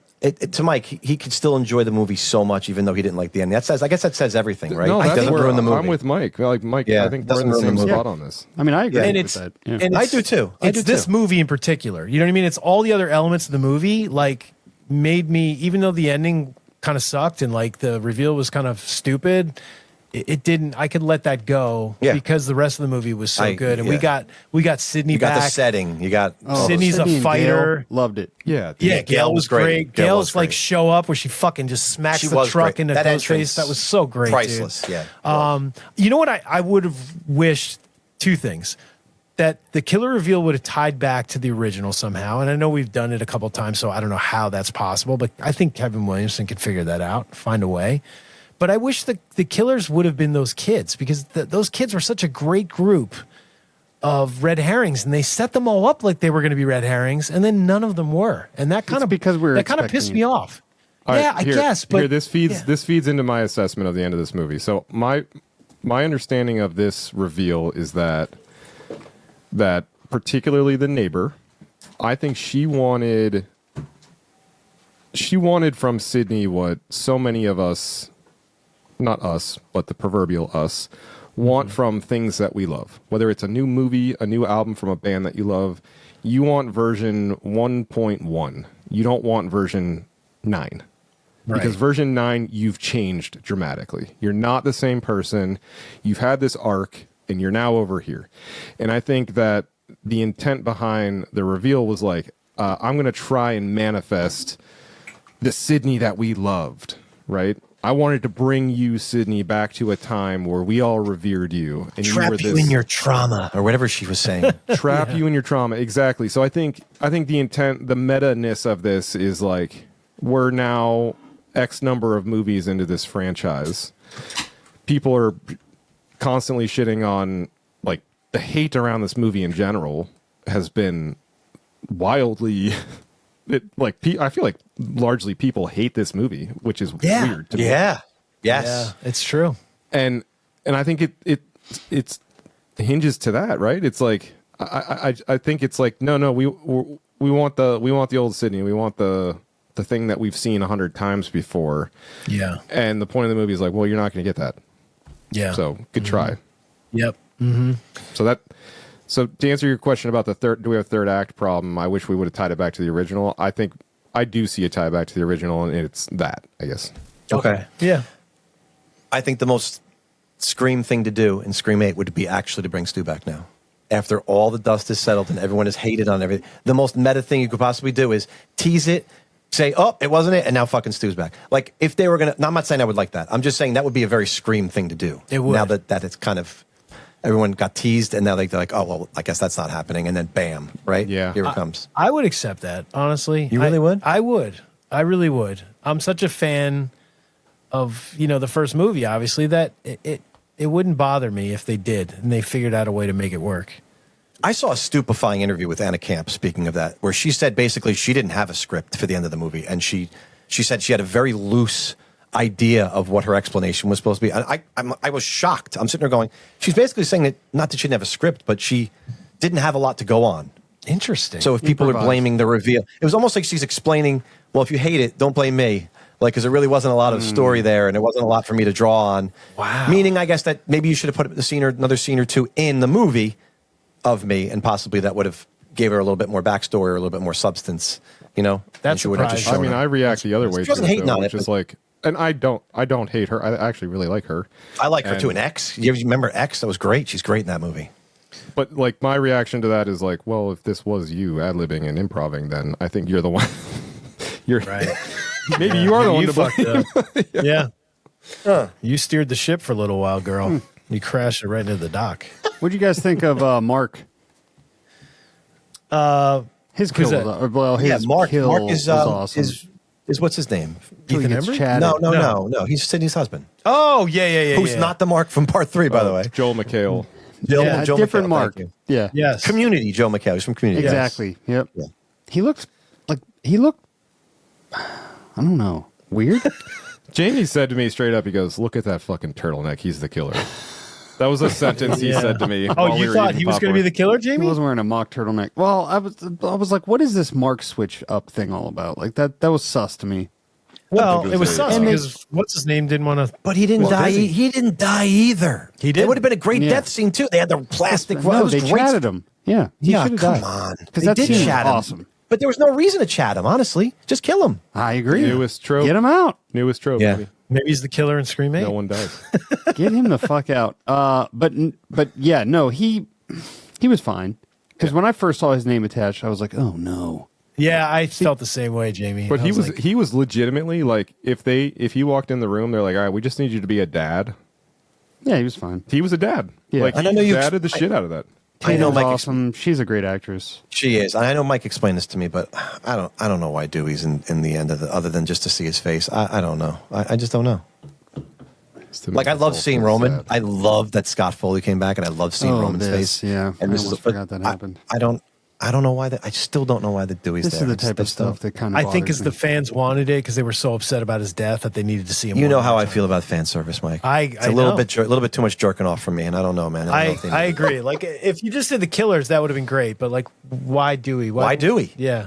You have Mrs. Loomis, and you had Roman. Great. How about Randy then? Fucking. how about cool- Jill? Just Yeah. fucking bring Jill. She's a badass. Bring her back. I know that would have been cool, but Bring Sam and Tara. Why the fuck are we not in this movie? yeah, I agree. Yeah, so there's definitely some weak spots, but for me overall, this movie. I was really like fun. this movie Yeah, a it lot. was super fun. I'm buying it the second it comes out. By the way, I know I'm like the last remaining person. Well, not physical media because everyone likes physical media, but Yeah. I go to Walmart and buy them because they sell them brand Like new. Amazon, Maddie. I He's know I like- bought Weapons in Walmart when it came out. Now I'm going to go when Scream 7 comes out, and I'm going to get the version the first day it gets released. I'm going to Walmart. I'm buying it from the store. I love it. I think Are it's you the going at greatest thing. midnight? I don't know if I'm going to go at midnight. I'll probably go the next day. They're probably not going to sell out. Dude, People I'm hate this coming. movie. I'm going to come to New Jersey. We're going to go. We're going to Yeah, camp out. That would be awesome, dude. Just witness Matt, and you know what? He's going to pay with cash too. I am going to pay with cash. We go out to eat. Matt's like, here's cash. He just like throws money at me. I'm like, Matt, it's too much. He's offended by cash. What the fuck is that? Because nobody uses cash anymore, Matt. Just Venmo, just Zell me. I'll Zell. What? Okay. All right, so Mike, I sell think you. I think you and I are the only two that saw this twice. Did you? Yeah. What was the second watch? Did it reinforce? Wait a minute, he Like, saw did you like it twice, too? more? Yeah, you didn't hear that at the beginning when we started talking about Oh it. You my saw it God. twice. I Yeah. took my kids the second time. Did you? Oh, That's, that's awesome. awesome. Yeah, They loved it. What did they think of the beer tap? that's pretty. That's I don't pretty think harsh. they even really thought about that much. The kill that concerned me was the The theater. yeah, The, McKinley yeah, Reeves, yeah, 'cause that's like Yeah. the teen. Yeah. So, what was your question, Jamie? Did you like it more the second time? Because I did. I don't know if I liked it more, but it reaffirmed that I really, really liked it. You know what I mean? Like, so I don't know if that makes sense. It reaffirmed, but it also erased what I didn't like. Kind of disappeared. You know what I mean? I just Yeah. like I focused more on what I liked, and what I didn't like just kind of like, okay, I already knew I didn't Sure. like that, so it's, Yeah, totally. By the way, Sunday Mike asked me to go again. Just so you guys know. I was gonna go a third just so you time. know, he was going to go a You third should. time. I probably yeah. will. I think I honestly Why am not? going to. I'm going to. I think it's awesome. Yeah, it's fun. It's just a fun movie. The score was great. Yeah, I mean, it just Marco Yeah. Beltrami's back, dude. just Oh, the incredible. music's cool. That song, The Kill, dude. I literally. Yeah, it's a good song. I play that in my car every day. Like I just put it on. I still like Still Alive better. Yeah, that's a Demi good Lovato. one. That's an amazing end credit song. Yeah, it's good. But fucking The Kill, dude, is so good. There's something about that song. I just fucking love it. And we're going to hear it again before the end of the night. Oh, Good. nice. Yeah. What'd you guys think of so after the intro, John and I were talking about this, after the intro, it's always like an iconic song that kind of, Yeah, to get you into the world again. Yeah. Yes. And It's I that thought this song. song was good. Yeah. Yeah, it's The Kill. That's the one. That's yeah. the one. Yeah. I thought it was Yeah. good. I It didn't was know the cool. name It of just- it, but yeah. Yeah, it set Wait. like a vibe. You know what I mean? Is that this? Sorry to be stupid, but is that the song Mechanic Race is on with? No, that's the. Are you Oh, sure? no. No, it's not. No, that song comes later. I think The Kill is the one right after the opening kill. I think it's that song, The Kill, because it sets up the town, right? That's like when Yes. they show the town. Yeah. Well, it's her on her that's- phone. It's the Billy scene coming in. All right, gotcha. Yep. I think it's the kill, unless maybe I'm wrong. I could be wrong, guys. I'm not sure. The kill's definitely in the ending credits. I'm almost positive it's in The the kills in end the end. No, You it's- sure? I'm telling you, it's like when You've they're seen it showing. twice. I wouldn't know. It's so. like when they're showing the town during the day and they're like jumping. It's like a little montage scene. It's that song. I'm Well, I telling think you. that's a different scene than what I'm referring to the okay. scene where so I think the Maybe very that's first the scene one. after the opening like burn it all down shit Yes. is It's that- Tatum on her bed it's that and artist. then Yes, the boyfriend yeah. comes in and whatever This song is not his playing name, but it's like no, I Mac- think it's that's like, I think that's the Gus song again from the first one. no, the Gus song. No, he's saying she's laying on her bed. Well, yeah, they do go into that once he's. None in of the us room. have seen this movie, by the way. If Yeah, I anyone's know. wondering. We all like people are like Not tuning one- out. not one They're of like, us. these We're just all idiots. farting on each other now. Yeah, we're like that song. No, what the song that you're talking about though, the one that with McKenna Grace, like I don't know the guy's name. I can't get Mac the knife Spencer out of my head, whatever. but it's like it's like something like that. It's just Ice Nine yeah, it's a Kills. good He's the song guy too. from Ice Nine Kills. Yeah, Ice I'm Nine not- Kills. Correct. That's it. Yes. Mac the I'm knife, not Ice into Nine that Kills. band. I don't want. Let's piss the rest of the Just young people just off. shut it, guy. Yes. Yeah. They're like fuck these old fucks. you Yeah. know? Oh god. Well, the millennials like Ice Nine Kills too. Well, I'm sure they do, but anyway. I am an All right, older guys. millennial. I think which everybody you loves guys Ice are. Nine Kills, John. So shut it. Yeah. That's right. All right, guys, we ready to move on? Yeah. All right, our number threes, guys. All right. So my number 3 is Scream 3. Scream 3, number 3. Jamie. Mine is number 3. Another Scream 3. 3 Dads. My number 3 is Scream 2. Interesting. Man, he's got to fuck things up. Damn. My number 3 is Scream 1. No, I'm just kidding. It's Scream 3. I honestly, my mouth is still. Yeah. It's like, what the fuck? I was like planning this all along. I'm like, I got to throw that in there somewhere just to fuck everybody up. But yeah, no, it's 1. So there you go. All right, excellent, guys. All right, we have to go to 2. Number 2. Yeah, we're doing it again. All right. My 2 is Scream 2.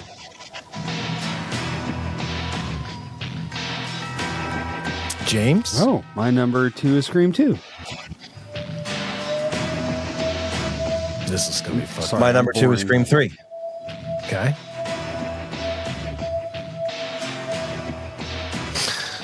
My number 2 is Scream. Original. Yes. What? I was just Yes. sitting here waiting for you to say 2, and I'm like, Are you fucking what's with happening? us again, or are you not fucking with us? Oh, I'm dead serious. No, this is a Halloween 4 No, take. that's legit. This is a Halloween I'm 4 dead. take. You know me, guys. You know me. Yeah. Just was double checking. We'll talk about it. I when we knew get there. one of you had 2 as 1, and I pegged the wrong person there. Not Yeah. criticizing. Well, like I'm not going to do a disclaimer, but I'm going to channel John a little bit here, and really, this is absolutely truth. 3 and 2 could easily be switched because I love 2 so much. But Yeah. when I watched Scream 3 this time, I enjoyed myself so much, which that the next night I put it on again, and my father, who's 80 years old, watched it with me, and he fucking loved every minute of it. Even though he said he's like, oh, what is this? Oh, but he kept it on. He loved, and he was asking questions. It was the most fun I had in a long time watching a Scream movie with somebody. Wow. For the other one being watching Scream 1 with you in Yeah. the theater. Yes. Watching your reactions Yeah. more than I was watching the movie. Yeah. To see how you react. And I had such an enjoyable time with it. So that's why That's I put cool. it at number 2. I think we're talking Scream 3 first anyway. We are. So Yes. We are. Yep. You just keep rolling with it, dude. All right, Scream 3. So I think every Scream movie is known for its humor, but this movie, if you take out the intro to this movie, which, as Jamie said before, is savage, Yeah. this movie's a horror comedy. It's absolutely a horror comedy. yeah. Scream 3. More than any of the other films are. The intro with Cotton Weary, you're talking about? Yes, the intro Yeah, is yeah. nasty and Yeah. awesome and amazing. It's Yeah. I love so it so good. much. One of my favorite It is. intros. It is Yeah. great. Absolutely. Yeah. But when you remove that scene and you see Parker Posey come into it, and we're going to talk about it, Parker Posies, yeah. there's other characters that just make this a funny ass movie. Oh, yeah. Yeah, without a doubt. Absolutely. Yep. I love Sydney in this movie.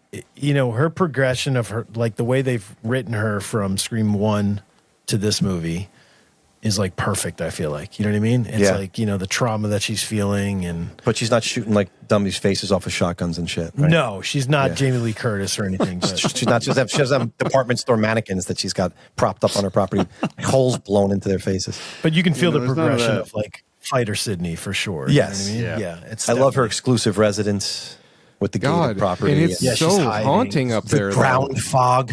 Yeah. I'll say this, man. Like, I agree with you, Mike, that this is the most genre blending of all of them, I would say. Like, comedy is much more of a presence here. Oh, But we I got also we got our first comment. I'm so sorry. I have to mention because we've been waiting. Slasher Steve, Ice 9 Kills is lame. Okay. He said. So Steve said it so that I didn't have to. Thank you, Steve. Yeah. I trust Steve for sure. Well, Jamie Steve, doesn't nice agree with that, and work, that's fine. Yeah, that's all right. Oh, Let well, Jamie have actually, his- I do agree with it. Oh, okay. I didn't want to be, I was trying to be civil. Yeah. yeah. Jamie, you know you like Mac the Knife. What's so civil about war, anyway?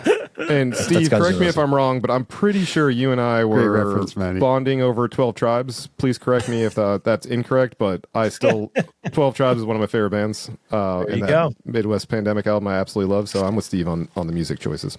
That's cool. Maddie, I just have to say real quick that I've been listening to the Use Your Illusions 1 and 2 for the past like 3 weeks. Pretty hardcore, so that reference was apt for me. It's beautiful. James, Johnny says, 12 Tribes rules. So he's right there with you on that. I wish that band still made music. He wants it. He gets it. So the genre blending though, I absolutely think this one blends a ton of genres, but most particularly I would say the like police mystery thriller element is much more like that's obviously a factor in all of them, but here it just kind of feels different. You have these the cop duo, though they introduce humor, they're still like I'm not repulsed by that one guy being really, really funny, right? Like, oh, that guy's they're my making hero. A movie called Stab. I want he to talk was about that stabbed. guy. Yes. Yes. Can we talk? Let's just talk about it now. Yeah, he's a great counterweight. Like this movie really just does it well. Like they balance all of that so well. So the next time they show that guy, Lance Henriksen, how he goes, it's the greatest thing.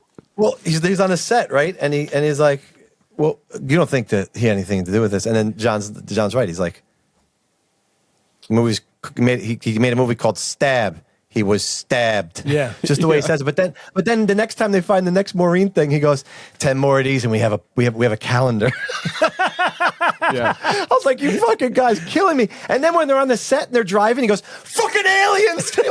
They're driving into the set and they almost knock the people are walking in the alien headgear. gosh. Oh my God. I almost lost my mind. That guy is like, he is throwing 105 mile an hour fastballs in this movie. That's and really no one's funny. appreciating it. I love that. That's But so great. it's different than Anthony Anderson and Oh, Scream 4. completely. You know what I mean? It's Yes. like it's interspersed so much more in it's more balanced. Yes.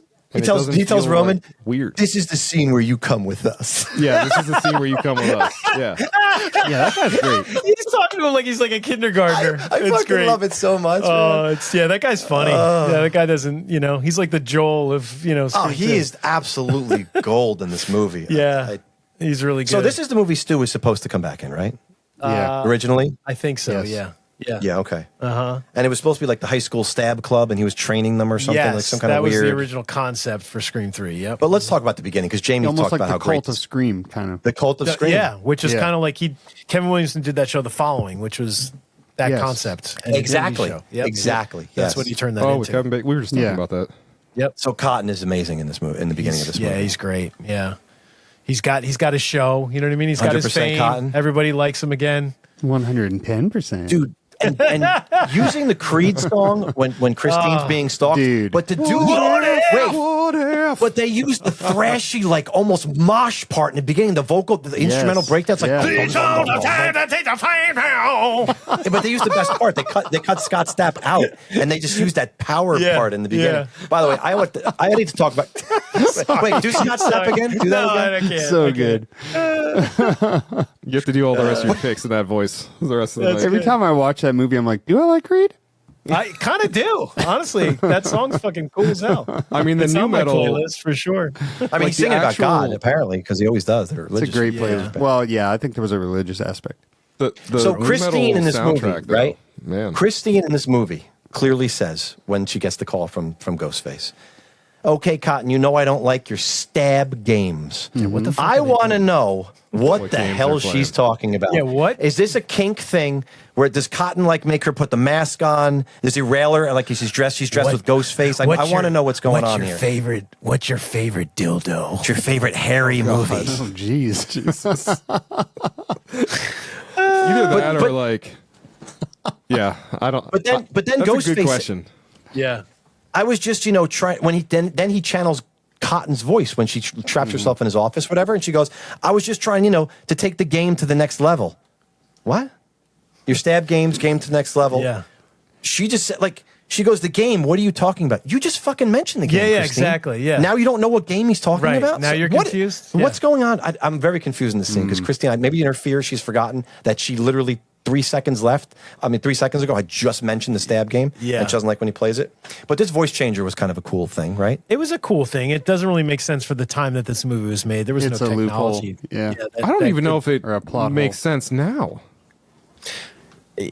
We were saying that like this technology might have been available like a week ago, Like, yeah, maybe. but it certainly was Yeah, well, not like I then. said, Yeah. even the thing that we did at the beginning of the show, I had to record my voice, process it, then Exactly. spit it back out. I couldn't do it live. You know what I mean? Like that wasn't a thing. So No. yeah, that'd be tough. This has always bothered me. yeah.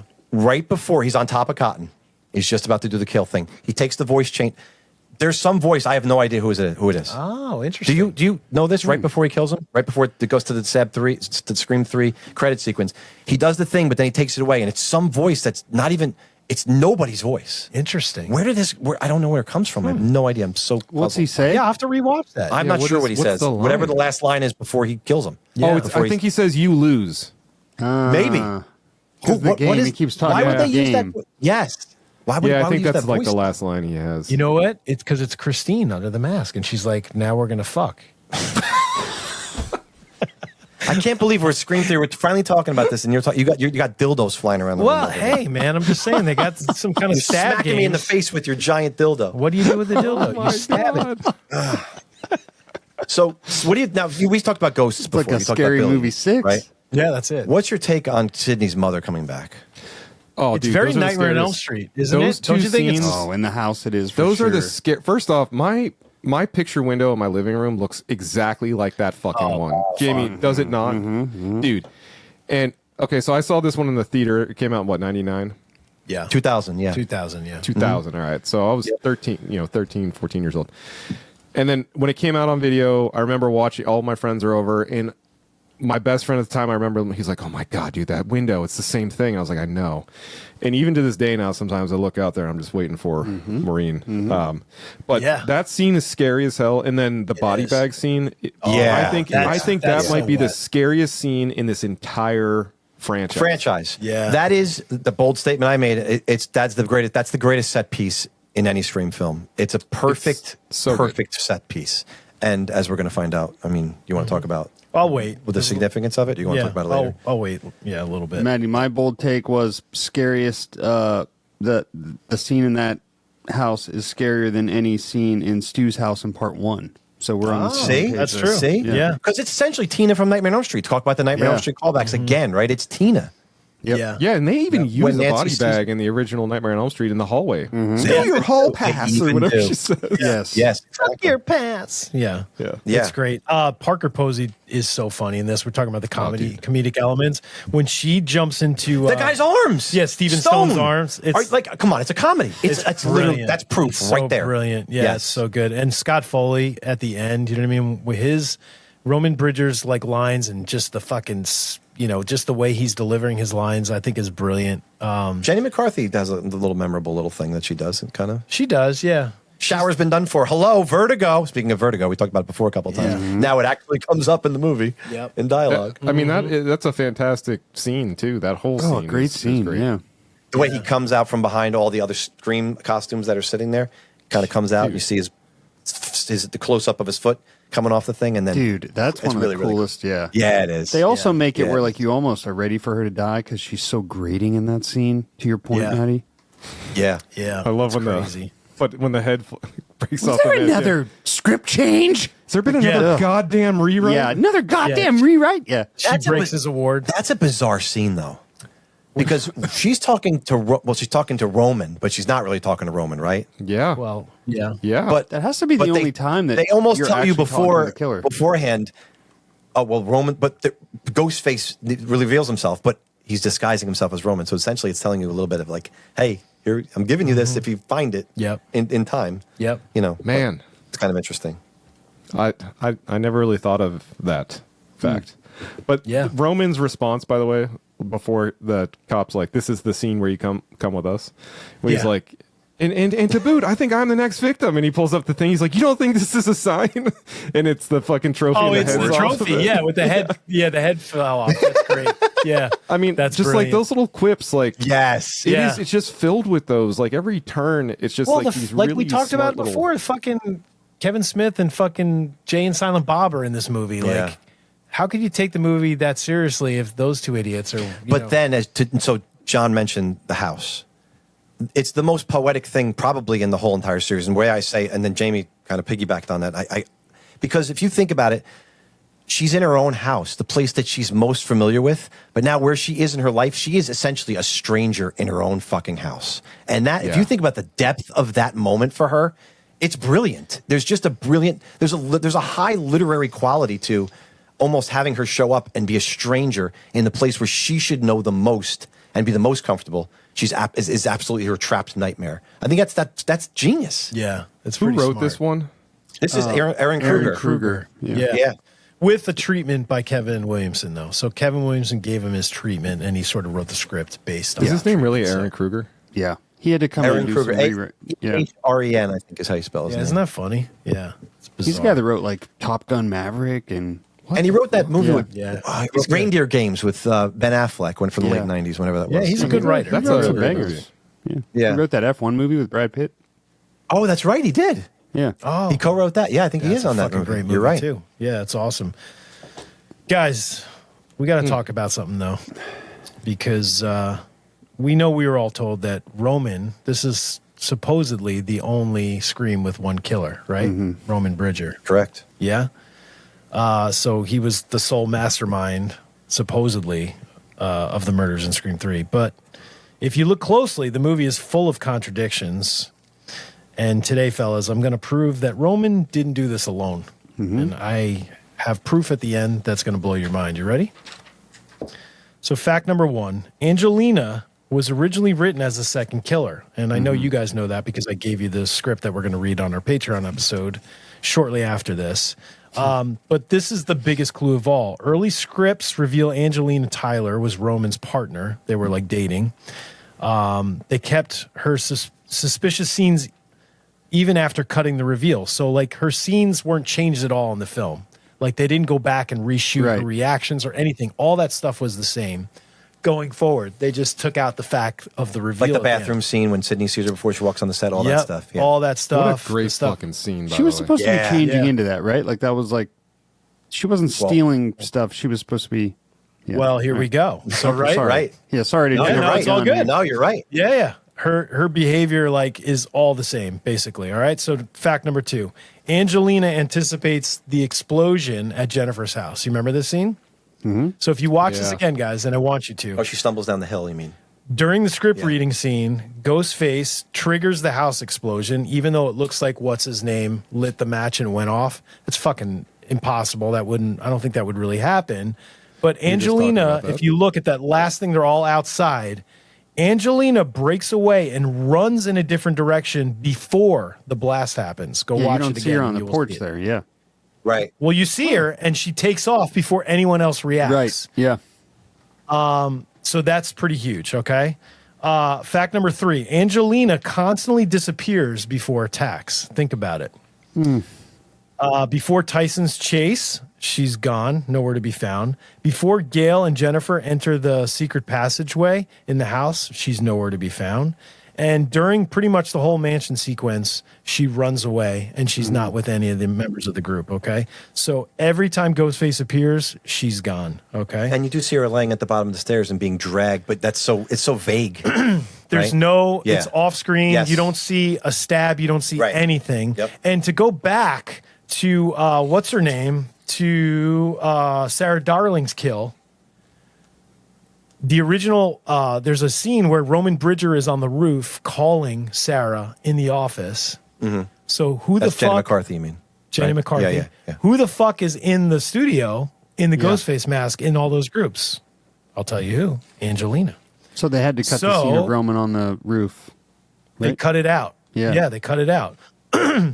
So, But isn't it the killer putting on Roman's voice, the one that's talking to Jenny McCarthy? it is, but Right. they have the changer. So you know what I mean. But it could just be Roman pretending at that point. That's true. So fact number 4, her death is off screen and convenient. Matt, you mentioned that, right? You show it, it's not shown. It's kind of rushed. She disappears for a while, and then all of a sudden you just see her at the bottom of the stairs, and you just see her body being dragged off. Okay. She was supposed to return, and they changed it. They edited it for whatever reason. Okay. So the timeline proves that a second killer exists. Several scenes in Scream 3 cannot be done by Roman alone. He's pretty much dead inside the mansion, hiding in that coffin, right? Faking his death while Ghostface attacks outside. So how is that possible? I asked you that question. He's on set moments before Ghostface appears in the hidden passages. He can't physically move fast enough to be in multiple locations. So the only explanation is that in this movie, I'm not telling you it was in the original script. I'm telling you in this movie, there is 2 killers. Like we're watching this movie, there's 2 killers. Okay. So fact 6, Angelina's motive fits the Ghostface pattern. Angelina wanted fame. She wanted to be Sydney, very similar to movies coming after this.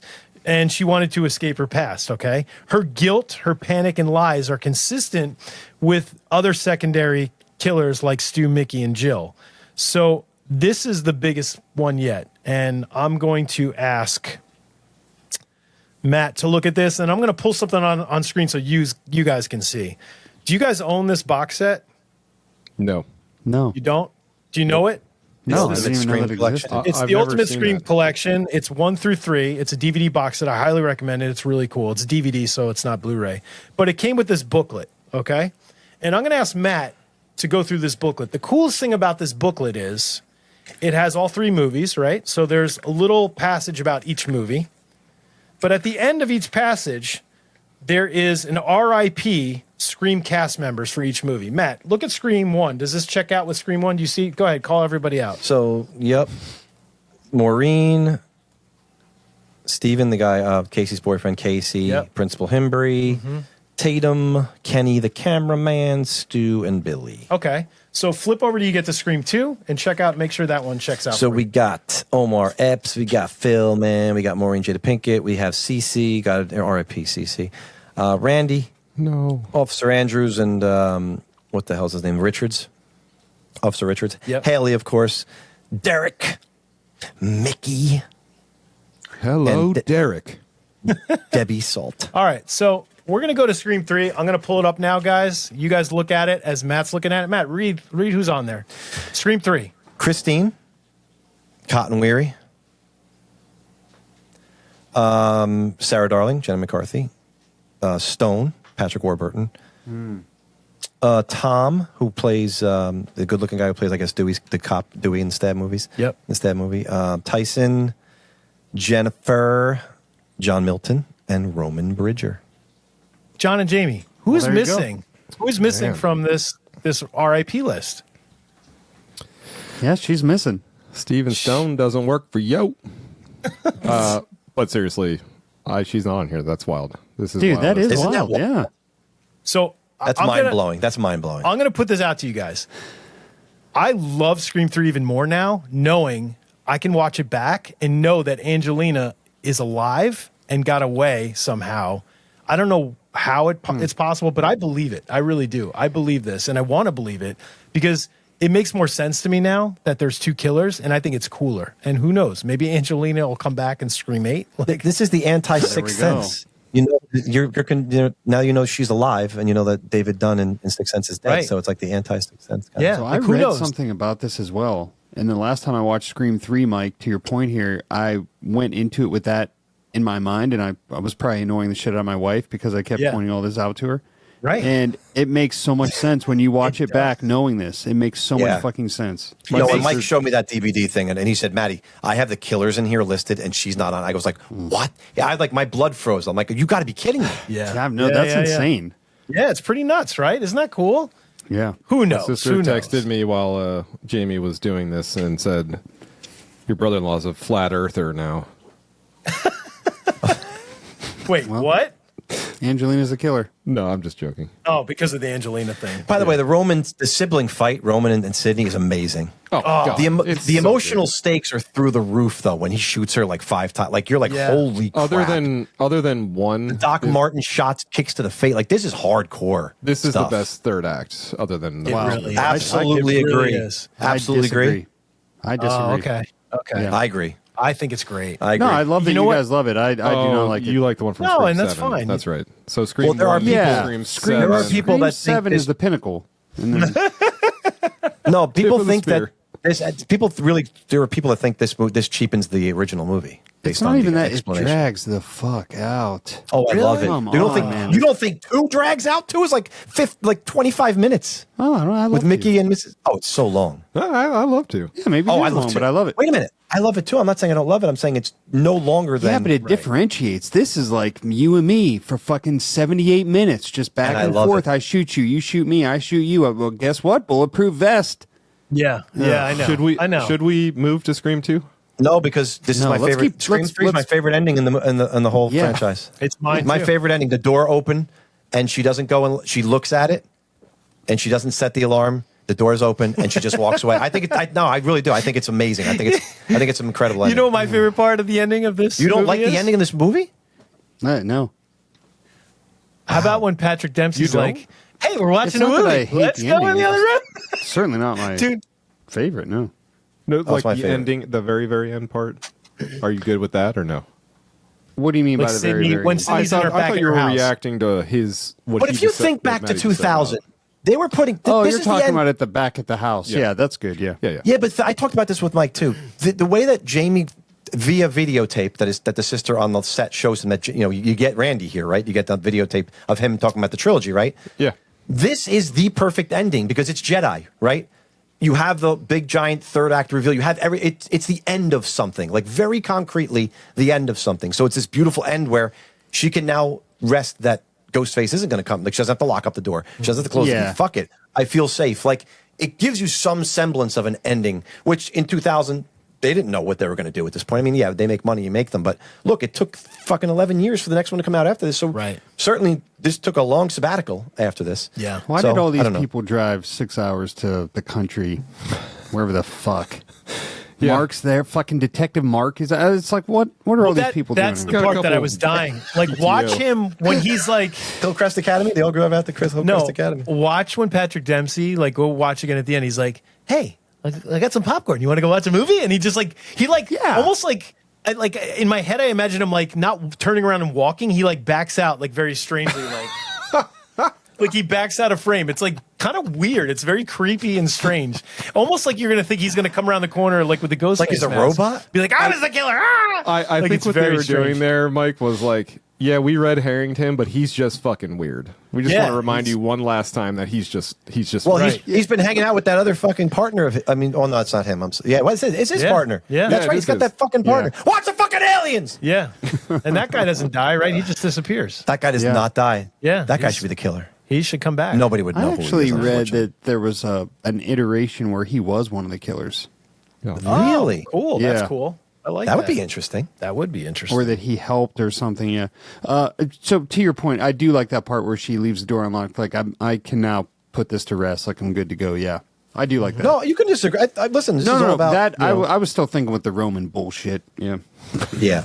Yeah, I do love Roman. I love Roman too. I love. Oh, he's down. No, he's not. Oh, he's gone now. Huh. Oh, now I shoot her, but no, now she's gone. Jamie's pissed. I love it. I didn't realize you've been thinking about this so Dude. much. I know. He Ugh. really has. He Yeah. really has. That's great. I Jamie- love Scream 3 though. I was going Yeah. to say, Jamie sounds like he's going to move 4 and 7 above this. It sounds No, as if never. you He would might. think if He you listen might. to this I part love of the Scream. pod. And you know what's funny is we all have 1, 2, and 3 in the top, and there's so many people that would say like, especially the young people you'll see like on the internet that will say like, yeah, how dare anyone put 3 above 5 or 6? You know what I mean? That's crazy. 3 Crazy above talk. 6. Everyone's I know, entitled I know. to an opinion. Yeah. I totally feel that's the case, but No. Well, people All right. hate. I feel like people hate the actor versions of like the stab actors. And Richie just wanted to make movies, and I read him a theater and all this stuff. Get the fuck. Yeah. Gotta get your eyebrow filter on first there, Maddie. That's it. All right. Well, we got to finish our list so we can talk about things. Yeah. So it's pretty obvious now. Matt, you can guess. The number one, John. Number one. Scream. Yeah, he's going Scream. Oh, Matt deleted everything. No, I'm just kidding. No. Jamie's number one. It's a Scream, baby. Number one. Maddie's number one. Mighty's number one is Scream 1, the original, the OG. And I'm Scream 2. And I'm going to fight to the death. God damn. Cool. All right, beautiful. So now we could talk. You want to talk Scream 2 first? And So then- we have the Irish twins here because they literally came out within 11 months of each other. They This is did, yes. crazy that we were getting Friday the 13th in the 80s quantity with this. I mean, and we got two of the best films. That's amazing. In 96 and 97, what we got in less than 2 years.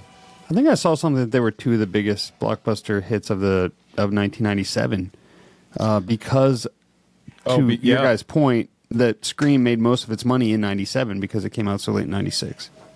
Yeah, that's I mean- that's insane. That is insane. Yeah. Bold statement. I think this is every bit. I think this beginning is every bit as good as the first one. yeah. intro I think this. or I think just this. The in intro. general? The intro. I should love this rank intro our scene so intros. much. I know. That's a good thought. It's very clever. It's very on It just the feels nose. inspired, too. It's cool, and we get Stab for the first time, right? We so do. Now we have Stab. We get the whole point of the movie. What Mickey's going to talk about, right? Yes. We get this media, right? Celebrating about it. Yeah. It's everything. It's kind of cool. Like Yeah. It Yeah, really- and this feeds your question feeds into my bold statement about Scream 2. I would say my favorite cast is Scream 2 yeah. because It's of loaded. all the ancillary characters, like even Omar Epps and Jada Pinkett Smith in the beginning. Yeah. Like They make those are so our much. two throwaway characters, right? Like Yeah. They make so much and they're use of their great. time. It's great. Yeah. Yeah, and the opening sequence is incredible, but Better loosen your wrist. yeah, you better listen. That whole thing. My wife and I still to this day say, "I've got my money. I want your money," or whatever the line is. Like, I got my money. I asked for your money. This fucking thing. Like Yes. Yeah. I just love that. Like, I don't go to a movie theater ever, and not think about this movie ever. Yeah. Some And it's not that Sandra I'm Bullock scared shit going to on the down bathroom. Sandra Bullock shit. Yeah, but this just I have a question for you guys. yeah. How long have Maureen and Phil been dating? The two in the beginning. How long have they been dating? Is this 4 date, months. This is date number what? 4 months. I honestly, Mike, the number I was going to say was 3 months. So I'm with you. Yeah. not 3 long. or 4 months. All right, Yep. so this is like date 6 or 7, Wow. maybe. Yeah, Steve, 6, 7 is always there. God damn it. Oh, please don't say that. We have nobody young enough, hopefully, that listens to this. That's Oh, gonna I was be going to good. say, yeah, you guys are We're safe. teachers. Well, you have we don't a deal with that. couple dads over here, so we're familiar. But I think we're way past that trend, Maddie. I hope so. We're not, because I hear it every day when I, I walk hear in the it. Oh my cafeteria. God, I hear it what? every day from a third grader. He goes, Mr. Bully, 6, 7! And I go, My Scream kids don't say it 7! anymore. So I tell him, Scream 7. That's I'm awesome. brainwashing him. And then they scream the number 7. Scream 7. That's And what I their did. parents are calling you like, "Why did you tell my kids to watch this movie?" Dude, they've seen it before me. Trust me. Yeah, I know. These kids. How cool is Crazy. it when Omar Epps is in the bathroom and he hears someone mumbling? But do you know? Have you guys heard what it's Mickey, right? This is Mickey the killer, obviously. Yes. Because Gotta I think what's her name only kills Randy. I think she doesn't kill anyone. I Yeah. think she kills Randy. And that's She it. definitely kills Randy for sure. But that's supposedly that's the only kill that she has. Really? Yeah. Really? But So Mickey's CC as well? yeah. So Mickey, I forget, but there's something about it's almost like a nod to who the killer is, but it's like something like "Mommy, don't do it, Mommy." It's like something about Mommy. If you listen to the isolated audio, it's something about Mommy, and it's almost like Friday the 13th. Well, I was going to say Scream Kill her, Mommy. Scream 3 is the same thing. Yeah. Like, because that when she floats in by the window, whatever we were Yes. talking about before, she says Yeah. something like, Mommy. She says something that the same thing. Well, yeah. Like in part 2 at the end. Right. Jason, mother's talking to Yeah. you. She does that kind of same thing. Yeah, she does that. But Sydney, there's, mother's talking to you. but there's something that Mickey's whispering about mother. You know, what I mean? So you can actually it's audible dialogue. Oh yeah. I put on my I have my AirPod Maxes and I could hear it. You know what I mean? If you have like Interesting. good headphones. Do that and watch The Faculty Because you know that one couple they keep coming back to, the girl and the guy that are arguing on the at the lunch table or whatever, and then the one time he passed, she's just hitting him, and he's now one of them, right? But when they're all sneaking out and everyone's looking at them, if you put your headphones in, you can hear what they're saying. It's amazing. That's really, they are whispering some weird shit, yeah, because they're fleeing sick, school. It makes it so much better, to watch it that way. That's awesome. What do you guys think about Sarah Michelle Gellar's character, Cece Cooper? What do you think? I've said this before. If this was the opening to the movie, and I'm not saying I love the opening that's there in Scream 2, but don't you think it would make more sense if Cece's kill was the opening to Scream 2? Well, if you're going to copy the first movie. Yeah. But they didn't. I know. But the setup is perfect. I mean, the setup, if you take story continuity out of this entirely, right? Because the way I look at the question is okay, then how, the sequence of events is then clearly disrupted from there. Then Derek doesn't get slashed and all that shit. But if you just said, hey, you've got two scenes, you've got the movie theater scene, you've got this scene, which one would make a more reasonable opening? I mean, I feel like, yes, that would make more sense is the answer. Well, think about it. They're playing up the whole college angle to Scream, right? So Sydney's in college now, so it's college. The movie theater's cool, but that doesn't say college to me. That's just a movie theater in a small town. But if you started with a girl in a sorority and she picks up the phone and she's getting fucked with by Ghostface in her sorority, and then you know what I mean? Ghostface. But it's all about media violence, right? And that's what the beginning of only because it ties into the end and the explanation better. No, I think symmetrically, I think that's why they used it. But to your point, if this was Scream 1 and you substituted this for Casey Becker, it's a great. You could definitely cast this as a cold open. There's no question. Yeah, because she's an awesome character. Because I don't know how you guys feel. I know that there were other scenes filmed with Sarah Michelle Gellar and they cut them out. But it's she wouldn't have been in the classroom either, though. She wouldn't have been in the classroom. Stills. You have a hard on for Cameron. We wouldn't have got any of that because she wouldn't have got killed in the beginning. But I feel like that's what I'm saying. She wasn't utilized enough for her to be a character that anybody really cares about. I care very deeply for Cece. Well, I do too. But if you killed her off in the beginning, I felt like it would have made more sense. I said, how about you stay away from her, Maddie? She's the love of my life. Yeah. You guys are going to fight for her. You guys know she started dating Jerry O'Connell from this movie? Really? Did she really? Yeah, I heard. She met him on this movie and started dating him. Oh, that didn't last very long, huh? Yeah, I guess he must have serenaded her really well. Top Gun. She found out he was going to be working on Piranha 3DD. Oh, God.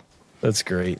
But anyway, I thought Cese's kill would have been a cool intro to the movie. But it would have been. I think you're right. Mike, I don't know. I'm sorry what the audience sees, but we still see the ranking. Oh, I'll take it off. Yeah, thank you. I don't know from a production standpoint. Listen, I got it. The Dewey Randy scene where he's explaining the rules is absolutely immaculate. It's perfect, right? Did it ever bother you guys that? Oh, dude, it's so good. He never gets to finish explaining. Yes, it does bother me. Yeah. So I looked on IMDb because it's because he says the whole thing, right? Number 2, the death scenes are always more elaborate. Carnage Candy, and then number 3, if you want sequels to become a franchise, never ever any stops because Dewey cuts them off.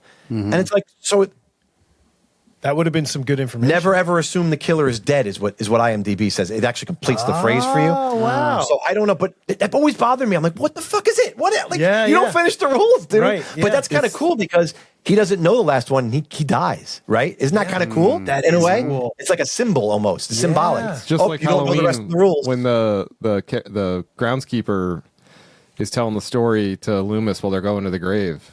He's like, Yeah. He finished his dinner and then Got himself a hacksaw. Charlie Bowles. God damn it. Over in Russellville. Yep. He kissed his wife and kids goodbye. And then where are we? Where are we?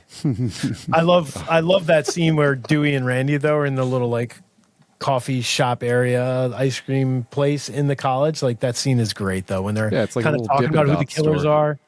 Oh, it's so fucking cool. Yeah. And when he says let's move on, I love that. Yeah, you know what my only problem with that is they go through a list of suspects, which is a real list, and they write everyone off so fucking quick. He's like, right. We got Mickey, the film student, but if he's a suspect, then so am I. So let's just move on. I love that. I think that's why cool, are we just though. It's moving real- on?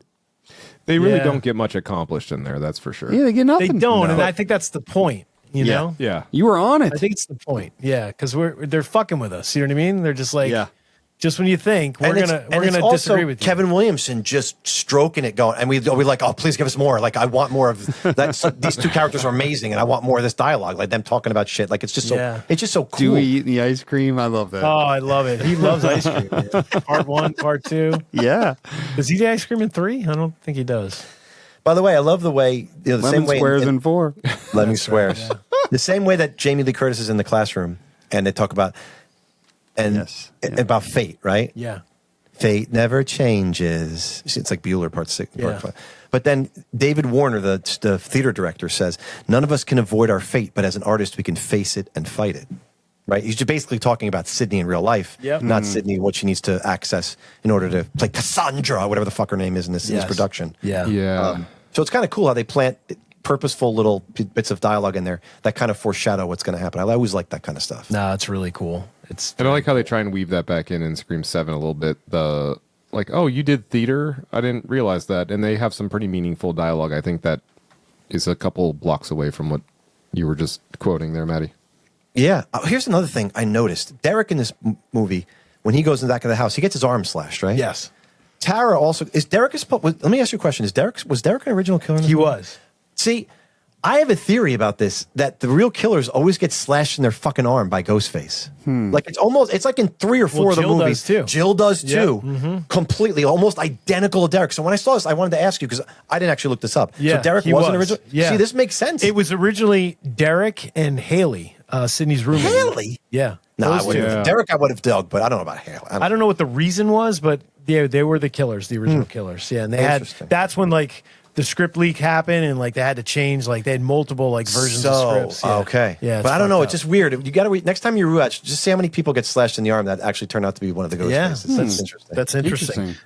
Favorite scene from a Scream movie is when Sydney and Haley are in the car and with the cops and they get crashed into. I fucking love that scene. So that tense. kill is Alone in the Dad's podcast that- is going to be a good one. Because That's I have it. that written down for mine. Nice. Dude, when I saw this in theaters with my wife, and it was like the tension in the theater Dude, the was like tension. insane. It was crazy. Yeah. So Cool done, fact. man. Is it you better guys- than anything in Scream? It's better than anything in the first Scream, right? I that think scene so. singularly. That's one of the reasons why I put this as my number one. Do you guys know this? That this scene was originally written for I Know What You Did Last Summer? Holy shit. Helen, he said, right? You're saying Helen. You know when Helen's with the cop Remember she's and in they're the in the cop car? alleyway? Yeah. I mean, something was going to they're happen, and so she was going to be similar. trapped in the car with the fisherman killer, and she was going to climb over him before she ran out to the Helen department store. They didn't have the budget or the time. Something happened, and they had to cut it. And Kevin threw it in this movie. Isn't that Cool. crazy? Because That it is makes awesome. sense. That would have been Yeah. like it totally that's would have just fit perfectly with that movie. You know what I mean? Oh, with for that sure. scene. Yeah. If you write Yeah. an awesome guitar part in the same key, you might as well use it in the next song. Exactly. That's it, man. Man. Move it to the next. So, is that a storm?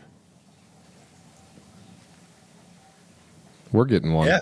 Oh, nice. Thunder and lightning outside, guys. So Scream 2, the end, I could just watch the end of this movie over and over again. I love Mickey so much. I know people like hate on him and they're like, he's so corny and he's overdoing it and everything. But I think Timothy Olyphant is so good in the end of this movie.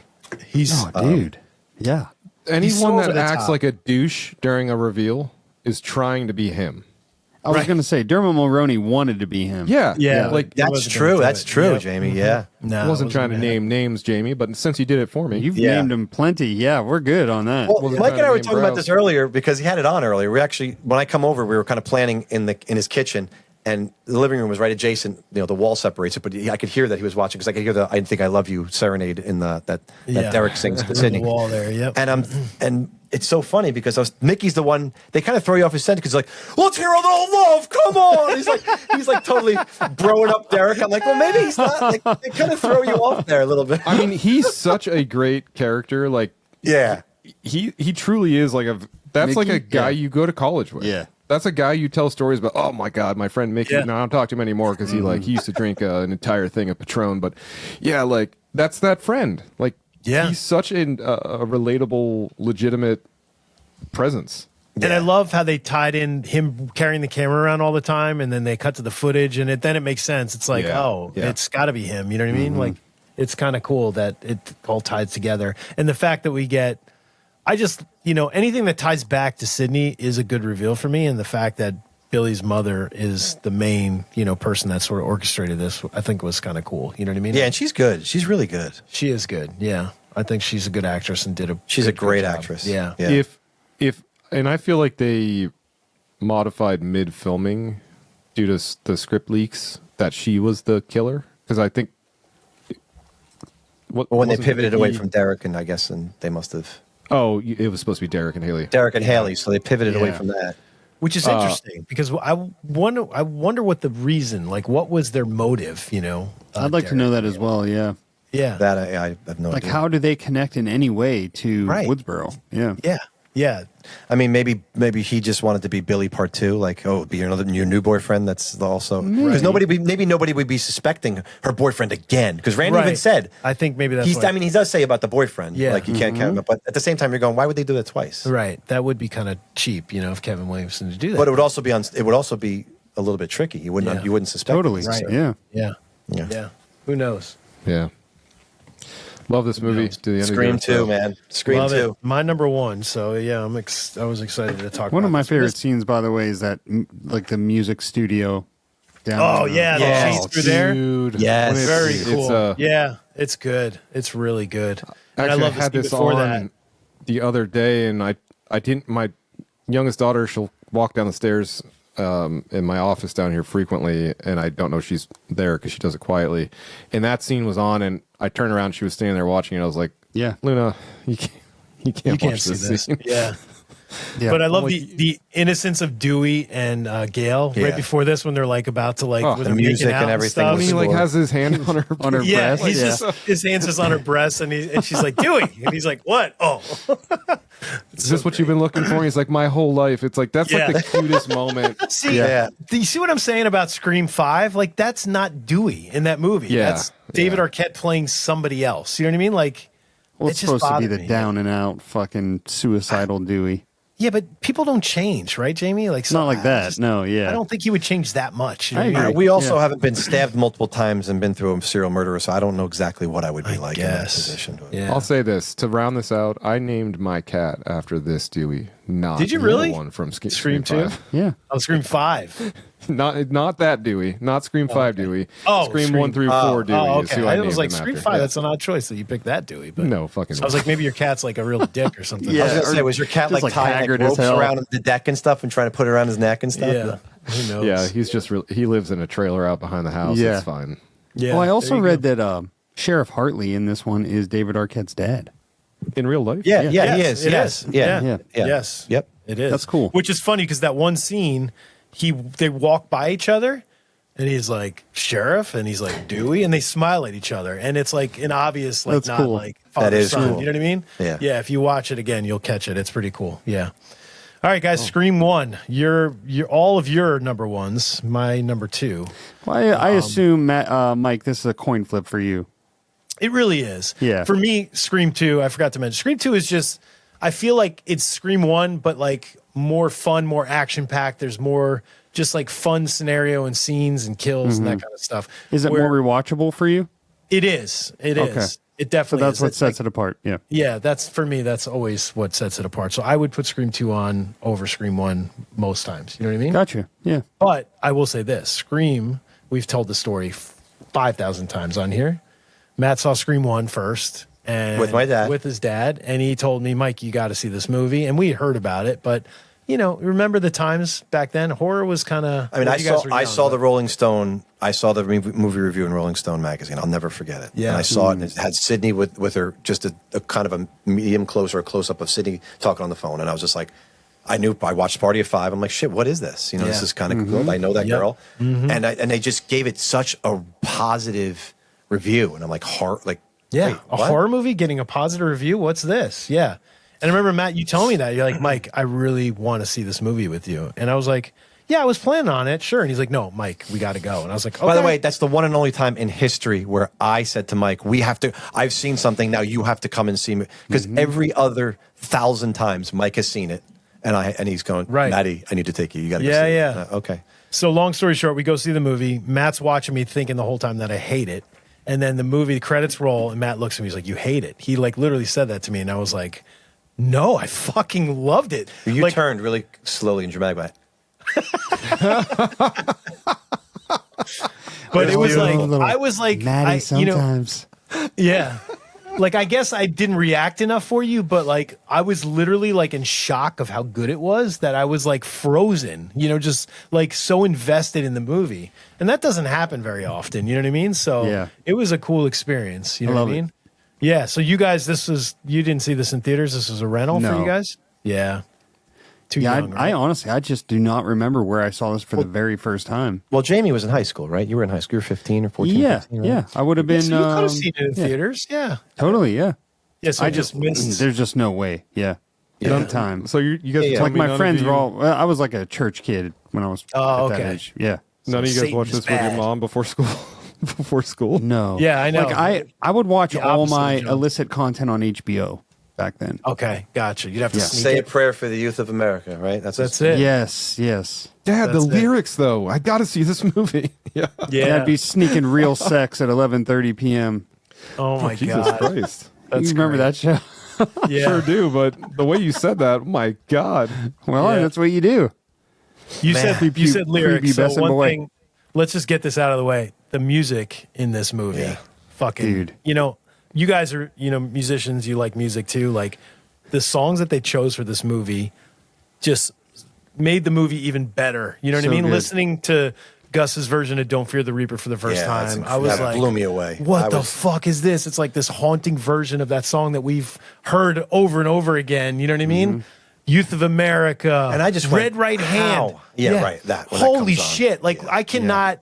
Like that song's in that show Peaky Blinders that my wife and I are trying Oh, to get yes, through. yeah. And I hear it and I'm like, that's not this show. That's fucking Scream. By You the know way, what I it's mean? trivia question. Is there a Scream movie that song isn't in? Isn't there one Scream film where they actually don't play it, or is it in every movie? No, I think there is. Is it in every single movie? It or is- might be. I in a thought there was few. one. I think 6 would be the only one maybe that doesn't. What about 4? Yeah, I don't. What about is it 3? I don't know. I'm Is it just in putting it 5? out there. So if somebody knows this, please It's shout in it. 5 because that's when Kyle Gallner is pissing on the wall. Oh, you're Yeah. right. You're right. Yes. It's yeah. definitely in 7. Yeah. Definitely Yeah. in 7. It's interesting. That's a good question. But yeah, music, guys. I just that's such a huge part of movies for Oh, me. those So credit scene, And dude. this, my but this God. was the time too. To a scream. Yes, This, man, I this, love it. This So was the good. time though that like these different forms of media were becoming more accessible at home, right? yeah. And at least for me, this was the movie that kicked off for me of me buying actual soundtracks for movies. Like I had the Faculty soundtrack, right? I had the soundtrack Yeah, that's for this. That's another soundtrack. It's And- astounding. I have mine somewhere. And it became this whole thing, right? Of like, oh, hey, you got to have like this really. I feel like this established a trend of like, hey, you got to be really thoughtful when you're picking. Like the score is one thing, of course, but the soundtrack and what you incorporate soundtrack wise, that's another thing entirely. Totally, yep. And this was the movie for me that I started to care about that at least. Yeah, I mean that bird brain song comes on, isn't it? Like when they're speeding down the driveway towards Stu House, it's like an amazing shot. Just like they're showing up to the party or something. Isn't it Yeah. that scene? I feel like in my mind it's that scene. Yeah, but and- it just and then marries up perfectly to the image. It's The, like the yeah, chip look at bag, they throw the chip bag out the window. yeah. Mike, Original this was CD like right here. this was Napster era too. So beyond the CD Yes. too, like this was the whole like whimsical, like, well, fuck it, no, let's the Scream Yeah. soundtrack rules. Like, let me find some, LimeWire and shit. yeah, let me kazaa this. I mean, I'm so jealous. So All this, these what's stuff. cool? I got the Stab version, but it's just the Scream soundtrack on it. But it's like really cool. It That's actually has fucking like cool, a though. CD and like a fold out and Jesus. stuff. But yeah, it's so cool. Yeah, it's great. Scream 4, and then I have Marco's like deluxe edition of the soundtrack. Which So is, obviously we're not going to rehash this whole movie, but I do want to say, like, as far as bold statements go, I don't know if we need to make one, but I honestly think that the Scream franchise is probably the smartest, and the reason I think that is because you have this. There's so much potential for sequels, whereas you don't have one killer. First of all, you have a new killer each time, right? So you're restarting. It's not Jason. It's not the supernatural Freddy. Well, I love Jason, Freddy, and Michael Myers more than anything. I don't have to rehash that. Yeah. But if you think about the potential in these movies, it's not chained to a single location, as this is proven. It's gone to New York. It's gone out of Woodsboro. It's gone to the Ohio. wherever the new movie goes.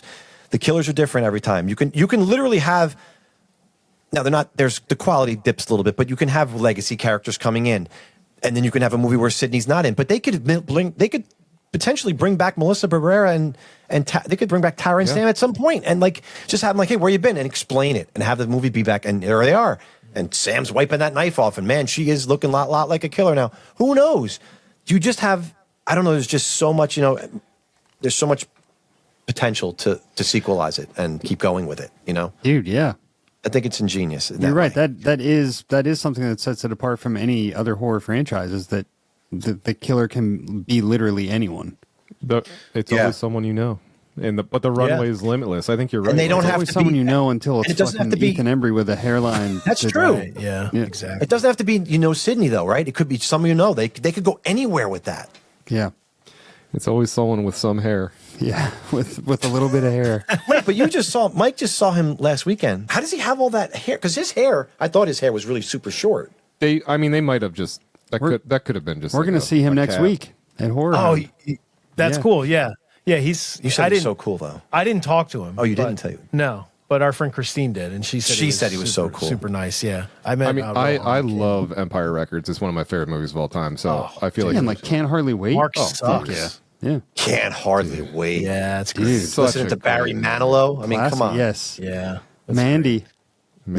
Yeah. So back to Scream. Billy and Stu. Yeah, sorry to derail you guys from your Ethan Embry love. Sorry, Ethan. We're talking about the original Scream here. Oh, man. I think when you guys first saw this, were you like shocked by the ending and who the killers were? Because I went on a roller coaster ride of trying to guess. Like, I feel like Scream is the best. The original is the best at really just fucking with everybody, being like, "Oh, I know it's this killer. Nope. I think it's this killer. Nope." You know what I mean? Like, it just took me for a ride, and I was like, definitely in shock, because I was like, "There's no way it's Billy." Like, I was like, "It can't be." You know what I mean? Yeah. And Stu, I really didn't think it was Stu either, because he was just such a goofball. I was like, "There's no way this guy's." So who did you think it was? I thought it was for a while. Like, I thought it was the sheriff. The sheriff, because the cigarette boot scene. And the boots. Yeah, that was like, that's it. And I was like, is that a detail that a lot of people didn't notice? And I'm like, am I just noticing it? But I'm an idiot. So I thought it was him. Well, doesn't the Man in Black in Halloween 5 stomp out a cigarette with a boot too? I mean, that's true. It's just saying. Who knows? So I thought it was him. I also thought it was, for a little while, I thought it was Principal Himbry at the beginning. Like, I thought he was going to be one of the killers.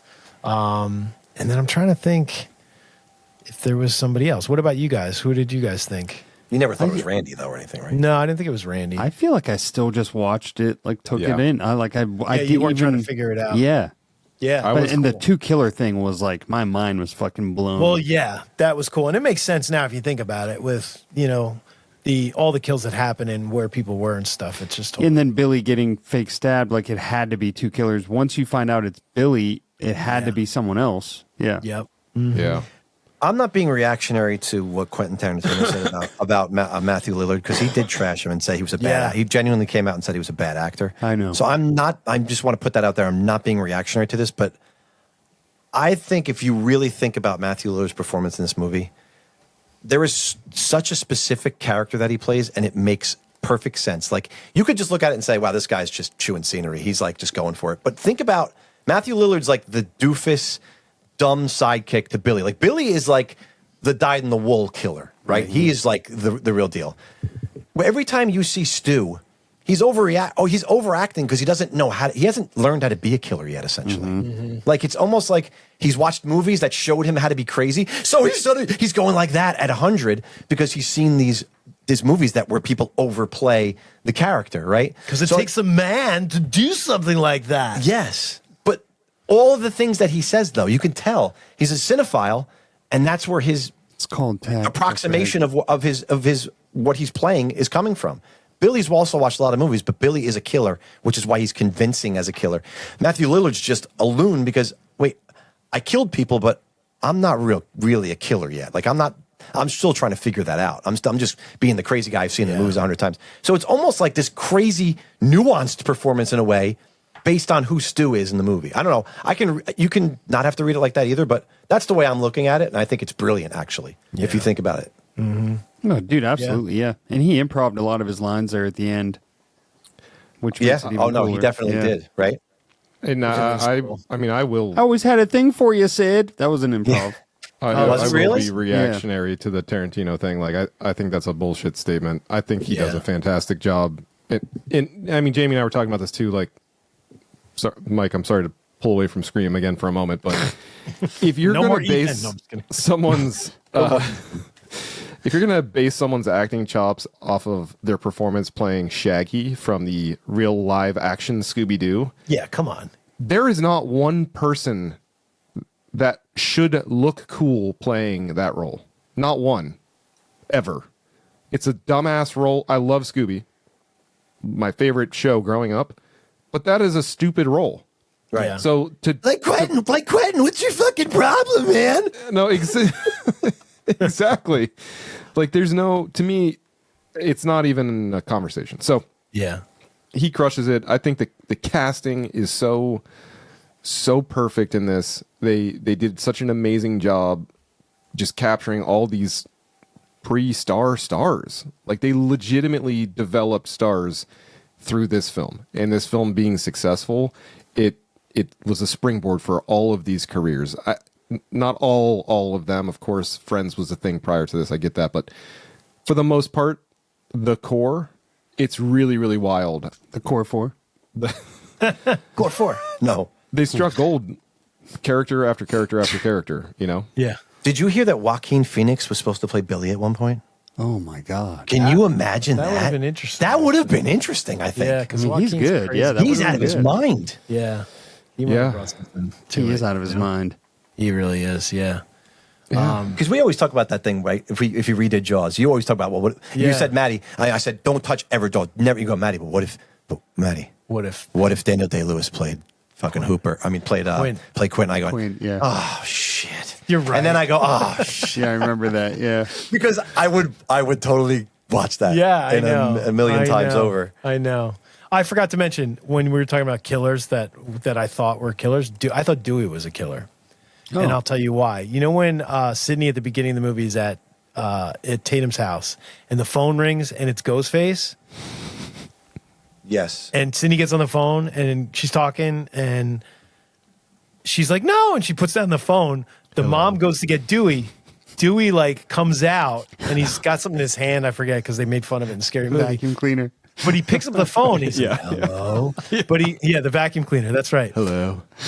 But Dewey comes out and picks up the phone, and he almost sounds like Ghostface. And I'm like, I guarantee they did that on purpose. Yeah, he's channeling Crispin Glover in that scene. Yeah, it's weird. He's but, a whack in that scene. yeah. But I thought for sure that Dewey was the killer in the beginning, and I was like, oh, it's him, you know. And then I was like, nah, it can't. Yeah. Be. You know what I mean? So yeah, it's just, That scene we were talking about with Judy in part 5 when she comes out of the bedroom all creepy. yes. That always That's- draws me back to that scene of Dewey. Yeah, it does. Absolutely. You're right. That's Absolutely. it. Because it's Yeah. on at the top of a staircase like that. It's almost Dude, identical. I never connected that. Yeah. You're so Yeah. right. Yeah, that's You're so perfect. right. Yeah, that's a really good parallel to those two scenes. So where does it go next? Where do you see it? Where do you want it to go? Where do you see it going? Does the anybody know? Scream series? Yeah. I'd After love this, to who the see. fuck knows? I'd love to see Kevin Williamson come back and do something. I'd love to see Kevin Williamson write it. Maybe give Well, it. apparently to he has an idea. He already talked about the fact that they have lots of ideas.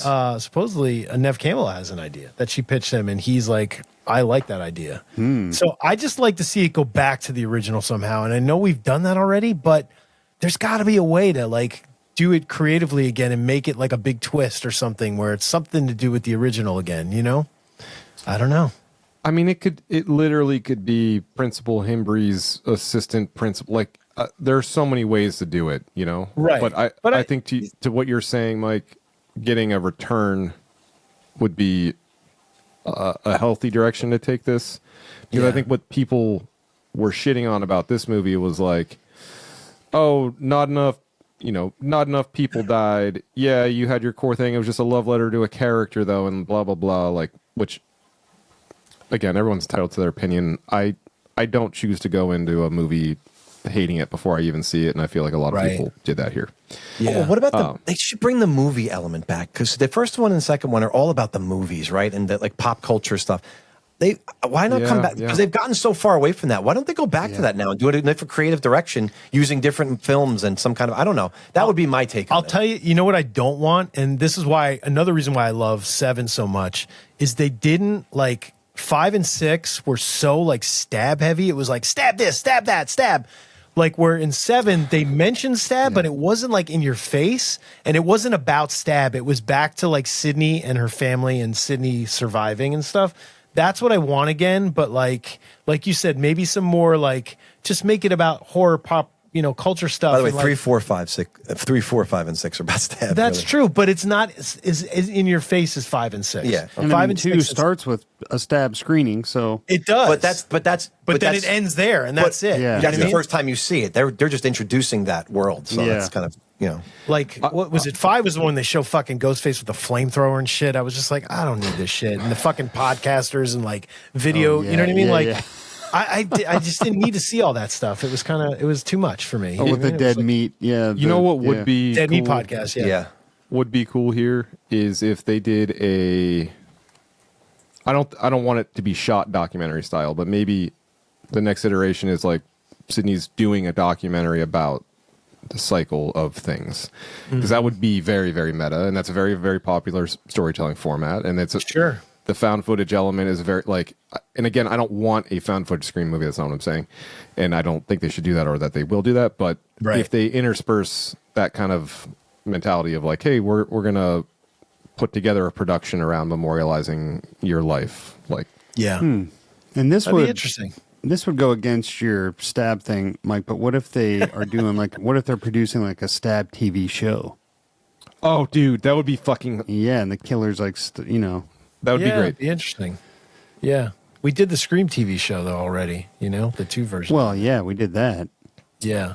with a different. But you're saying in the movie they're making a stab Yeah. TV show. Yeah. That would get super in the, copy in of the a movie copy, that's being right? produced. Yeah, Right. That yeah, actually would right. be really smart, because that's the thing that everyone's talking about right now, and everyone's TV doing. is all the and rage. yeah. Yeah, Yeah. because the documentary is a smart move as well. Yeah, I don't know. I Yeah, think no, you're- that's interesting. That would be a different take on it for sure. Yeah. I'll text Kevin right now and tell Did you him guys this have is- any Yeah, just- hot, bold takes for the first one? Is there any to even be had?